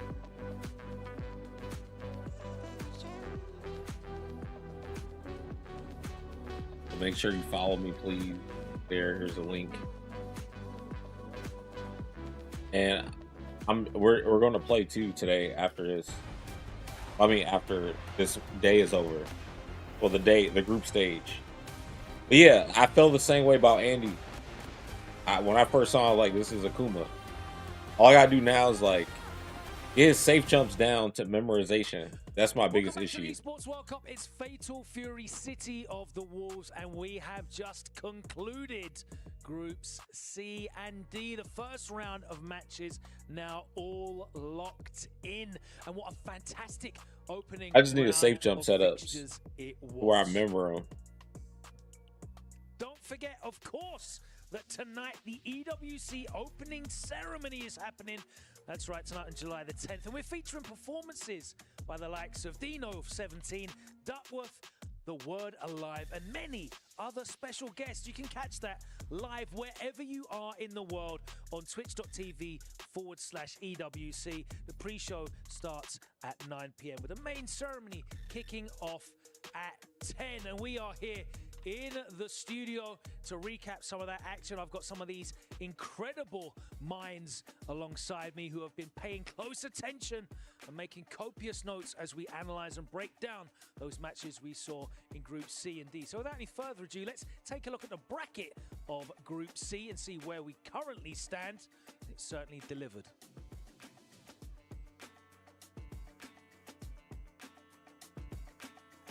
First up, we had Goichi and Nemo, and guys, that probably is one of our most exciting matches we've had so far. Yes, we all knew that it was going to be a very good match. Goichi switched it up on us, used Kind, but still, like that came down, I think, last round, last game, everything. Oh, it was so good. Yeah, we saw that famous Goichi defense on display, right? It's always talked about how he's able to block in these very perilous situations, even when the chips are stacked against him, right? When he is on overheat in this situation. And he was at a 2-game deficit to the point where we thought the Marco might come in. He stuck to his guns. He locked it in, secured the bag. It wasn't even just the blocking, of course, was great, but also we saw him using a lot of the OS JD guard cancel to JD guard cancel into the flash kick quite frequently in this matchup, and that is really scary when you see it being used against you. It makes you think twice about any offense that you put on. Yeah, we talk about Billy's pressure, right? And having that Justifying guard cancel, that shotgun blast, waiting for your opponent, really deters them from that mindset of going for those situations all the time. So yeah, I thought that was acclimated very well to Goichi's playstyle. There you see it, Nemo reeling back in his chair. Goichi still in winning ways. He's taken to Fatal Fury so well, hasn't he? He really has. Another player that has joined the scene is Kindevo, and he looked incredibly strong. I know you guys were very sad to see Dark Angel go down 3-0, but what happened in this matchup? Mi corazón. I love Dark Angel. Listen, I'm always going to be proud for him, but Kindevo is just on one today. After that initial first game, Kindevo really started to get a feel for what Dark Angel wanted to go for, right? A lot of wake-up rev blows. Obviously, the flash kicks were trying to neutralize some of the DPs as well, and it just worked out for him. Kindevo really took advantage. Yeah, by my estimation, I think it was like Kindevo teched one time, and he got almost killed for it. That was in the first game. After that, he stopped teching almost completely, neutralizing that avenue of damage. He also, he was just better, basically. He played around the rev blows really, really well after he noticed Dark Angel representing that quite frequently. Yeah, he was very obviously baiting out every rev blow at a certain point. And there you see Goichi and Kindevo will be moving on into the qualification match. And we'll have the lower bracket happening tomorrow as well. That is Group C. Let's take a look at Group D. And I know, Aru, you were really excited about this one. Did it live up to expectation? It did, but I'm a little bit sad to see Punko, of course, already losing a game. He still has another chance, but Moke, of course, was the better player in that situation. It really did seem like the two of them had a wealth of experience against each other. You already saw that they were, mind gaming each other on like different layers than you normally see between players that are just kind of like testing the waters against each other. Yeah, certainly. I mean, Falcons now as well, turning things around, getting 2 wins back-to-back in Group C and D, and Moat getting the job done. Looking at that RB and the Geo match, though. That was another brutal one there. I mean, Geo really just couldn't get comfortable at all. You know, no Johns, right? No OSs for the players, but, you know, it's hard to acclimate to the time zone, to the schedule, and, of course, to perform. You know, players like Geo don't travel as much, right? So to be able to do this in this audience, especially against Falcons, right? Yeah. It's hard to do that. Yeah, but on the screen, we actually still have Punko versus Mook stuff going on. And I wanted to point out also, in this set, it felt like Punko really wanted to get a lot of command grabs, right? But Mook, I mean, I assume it's because they have a lot of experience against each other. Mook just kind of scouted it out every single time. He didn't bite on a lot of Punko's like crazy signature DPs either, right? He didn't take those. All I'm gonna say is this: Gato, open your eyes. That kid was jumping all over. He was bird watching. So yeah, Punko was solid. Where the double jumps really just took advantage of Punko. Punko didn't have an answer for them. Just stuck a deer in the headlights there. And you can see the frame trap right there. Yeah, Mo really was the best player in this. I'm trying to see a Shanghai Chris G match. Goodness, yo, and that rev blow was also such a thorn in his side. Look at that right there! I'm telling you, bro. Don't know where he's coming from. That was unseeable, man. Unseeable, man. Gato, you got to do it. But I mean, Mook's gonna advance further on, and yeah, here's the matchup that we again, you know, a lot of us are fans of Geo here, but really, you could see here just having some issues in this Kind matchup, and Kind does really well against Hulk tomorrow as well. Yeah, he does. I think. In general, the game plan seems to be so far to smother the Hoktomar player, not let him create space, not let him use his superior mobility to fluster you, and Kind is incredible at doing so. And there we go, that was a nice empty jump from the Geo. How big of a deal is it in this matchup about access to having a reversal? Oh, it's huge. Yeah, very big deal. And it's one of the Hokotomaru's weaknesses. If he has no meter, he has no reversal. Yeah, it's just hard to contain the kid, but obviously RB doing a phenomenal job here. The lockdown, this character is built to do this. This is what Kind is on this planet for. It's to neutralize. You see them baiting out the double jump there and capitalize them. His name is RB, but he's looking like the real bout because that was textbook Fatal Fury. Yeah, and honestly, I think another point in this matchup is that having the flash kick, meaning that you don't need to care about which side Hoktomar ends up on when he's doing his crazy. Yeah, Punko lives and dies by the sword. Powerful as well. Well, it is going to be Mook and RB advancing into the qualification match, and we'll have that later on. Unfortunately, Dark Angel. Yeah, Flawless Block could have really been something special. In his first match. I mean, I think it's dope to negate chip damage, but like, yeah. Over. Let's take a look at his road to qualifying for the EWC, one of Mexico's brightest young talents, representing Navi, one of the biggest organizations in the world. Let's see how he got here. Principalmente iba con el objetivo de ganar el torneo, y pues teníamos que pasar por loser, ¿no? Que en este caso tuvimos que enfrentarnos contra ET. Pues se me fue dando poco a poco, varias gente me decía que era bueno y pues simplemente pues eran comentarios, ¿no? Nunca lo tomé así como que, ya quiero dedicarme a esto, no. Simplemente, obviamente pues se inicia perdiendo como en todo, pero pues no me afecta, al contrario, yo en cuanto más pierdo, más rápido aprendo y es en corto tiempo el aprendizaje. Sí, me enfoco más que nada en mi juego. Personalmente, independientemente de contra quién vaya, yo no bajo la guardia nunca.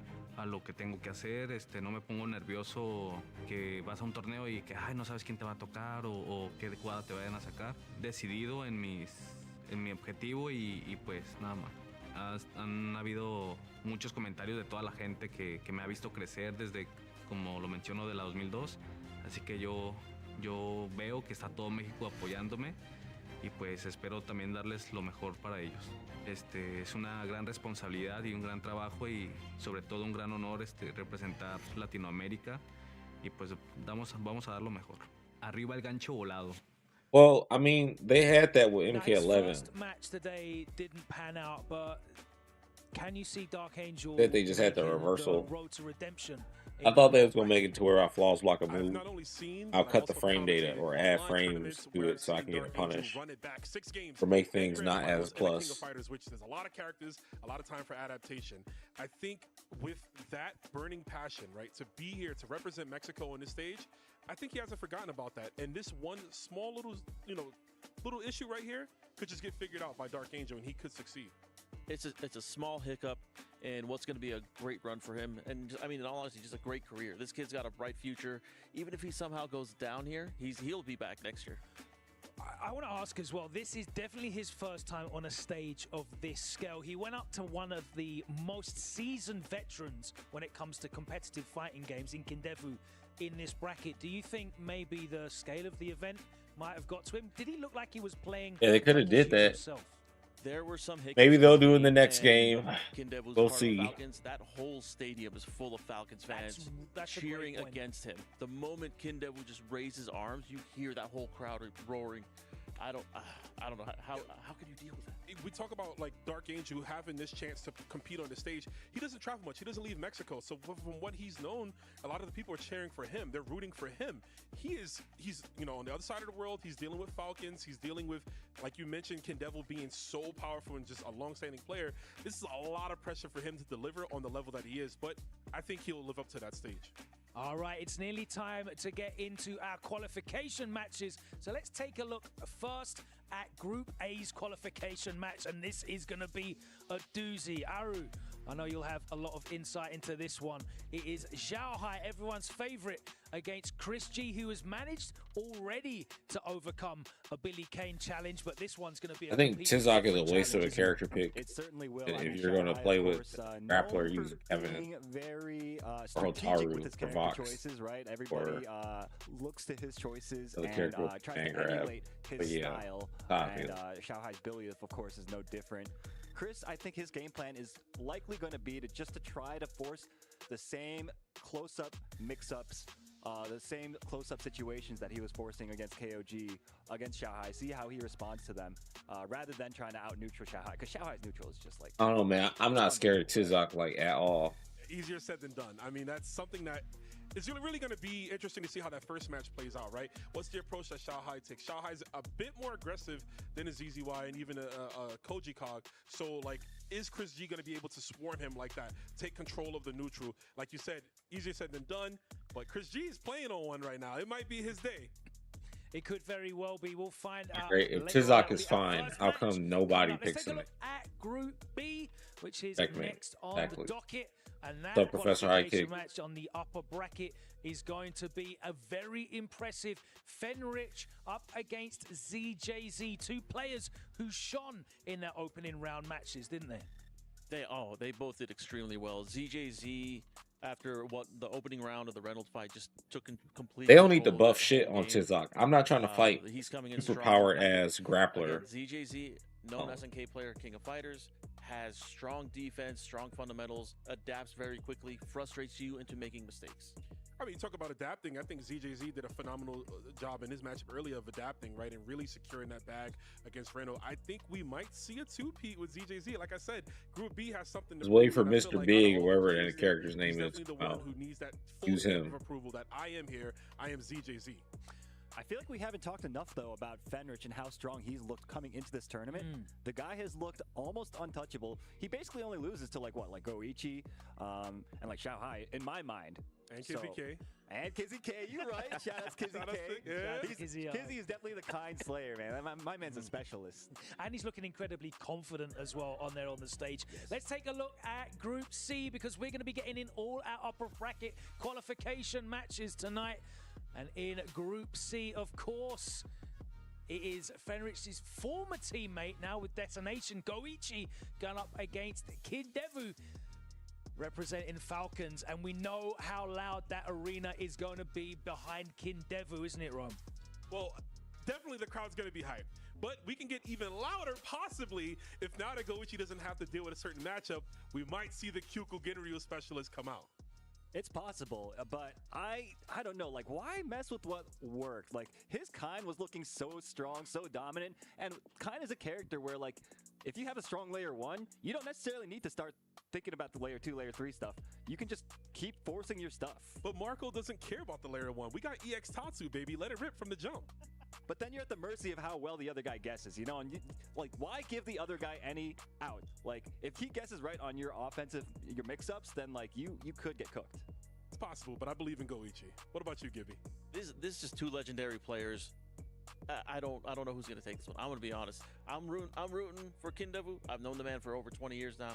I want to see him do well. All right, one more group to go, and that is Group D. Let's take a look at that match coming up to close out today's action.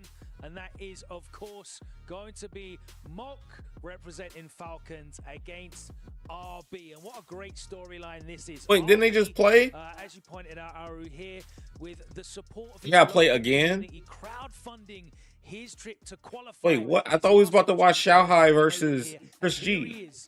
On the upper bracket, but he's going to go up against Moke, a very formidable opponent with that home crowd advantage behind him as well. That's right. Yeah, I mean, the RB story is definitely very compelling, so I'm looking forward to cheering for him personally. Dude, why you gotta talk about course, someone's another appearance? Pokemon This shit matchup makes is gonna no be a sense. little bit difficult. I You was just gotta getting on catch the about that kid, shit you earlier. gotta open him up and then do the damage. So it's going to be a tall order, I think. Moke, a very fan favorite SNK player. I think some of us really want to see him do well, but I don't know. RB strong. I mean, I think there's a big chance that Moke does end up succeeding, right? Moke, we talk about RB's, way to get here. Moke, the final qualified player, right, had to scratch and claw, traveled to a lot of events, didn't get it, finally got it when it counted. So he wants to make that stretch out as long as he can. He doesn't want to go to the losers right now. 4 incredible matches coming up, and we will be qualifying 4 players to the finals from this pool of 16 absolute. Okay, finally we get to see. Next, it's going to be Group A's upper bracket qualification match as Xiaohai, the man looking to make history, faces off against NY Chris G, a man who is no stranger to toppling legends and icons. That is what we have to look forward to here in Fatal Fury City of the Wolves at the Esports World Cup, and that is coming up after this short break. We'll see you then. Oh my God.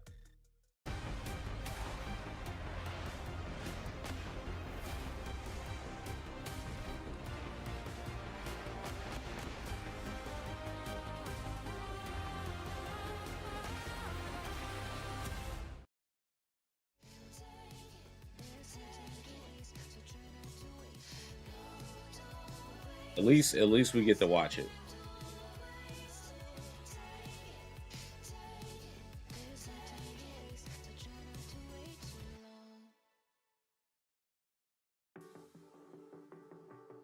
Who should Chris use? He's going to pick Okuto Maru.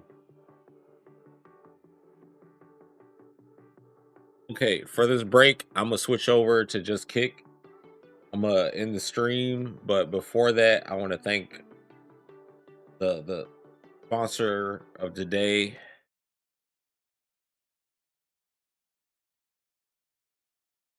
All right, y'all, that's it. Thanks for hanging out. Big ups to Hims for sponsoring the stream. They provide access to your weight loss plan with solutions like oral medication kits or compounded GLP-1 injections customized for your goals. Simple, 100% online, discreet, no doctor office or pharmacy runs. Fill an intake form. A licensed healthcare provider reviews your eligibility. Ships free if approved. Starts at $69 a month, but costs vary by plan. See the link in the chat. Prescriptions need a check-in, and the website's got full details. Y'all, see you guys on Kick. I posted a link in the chat.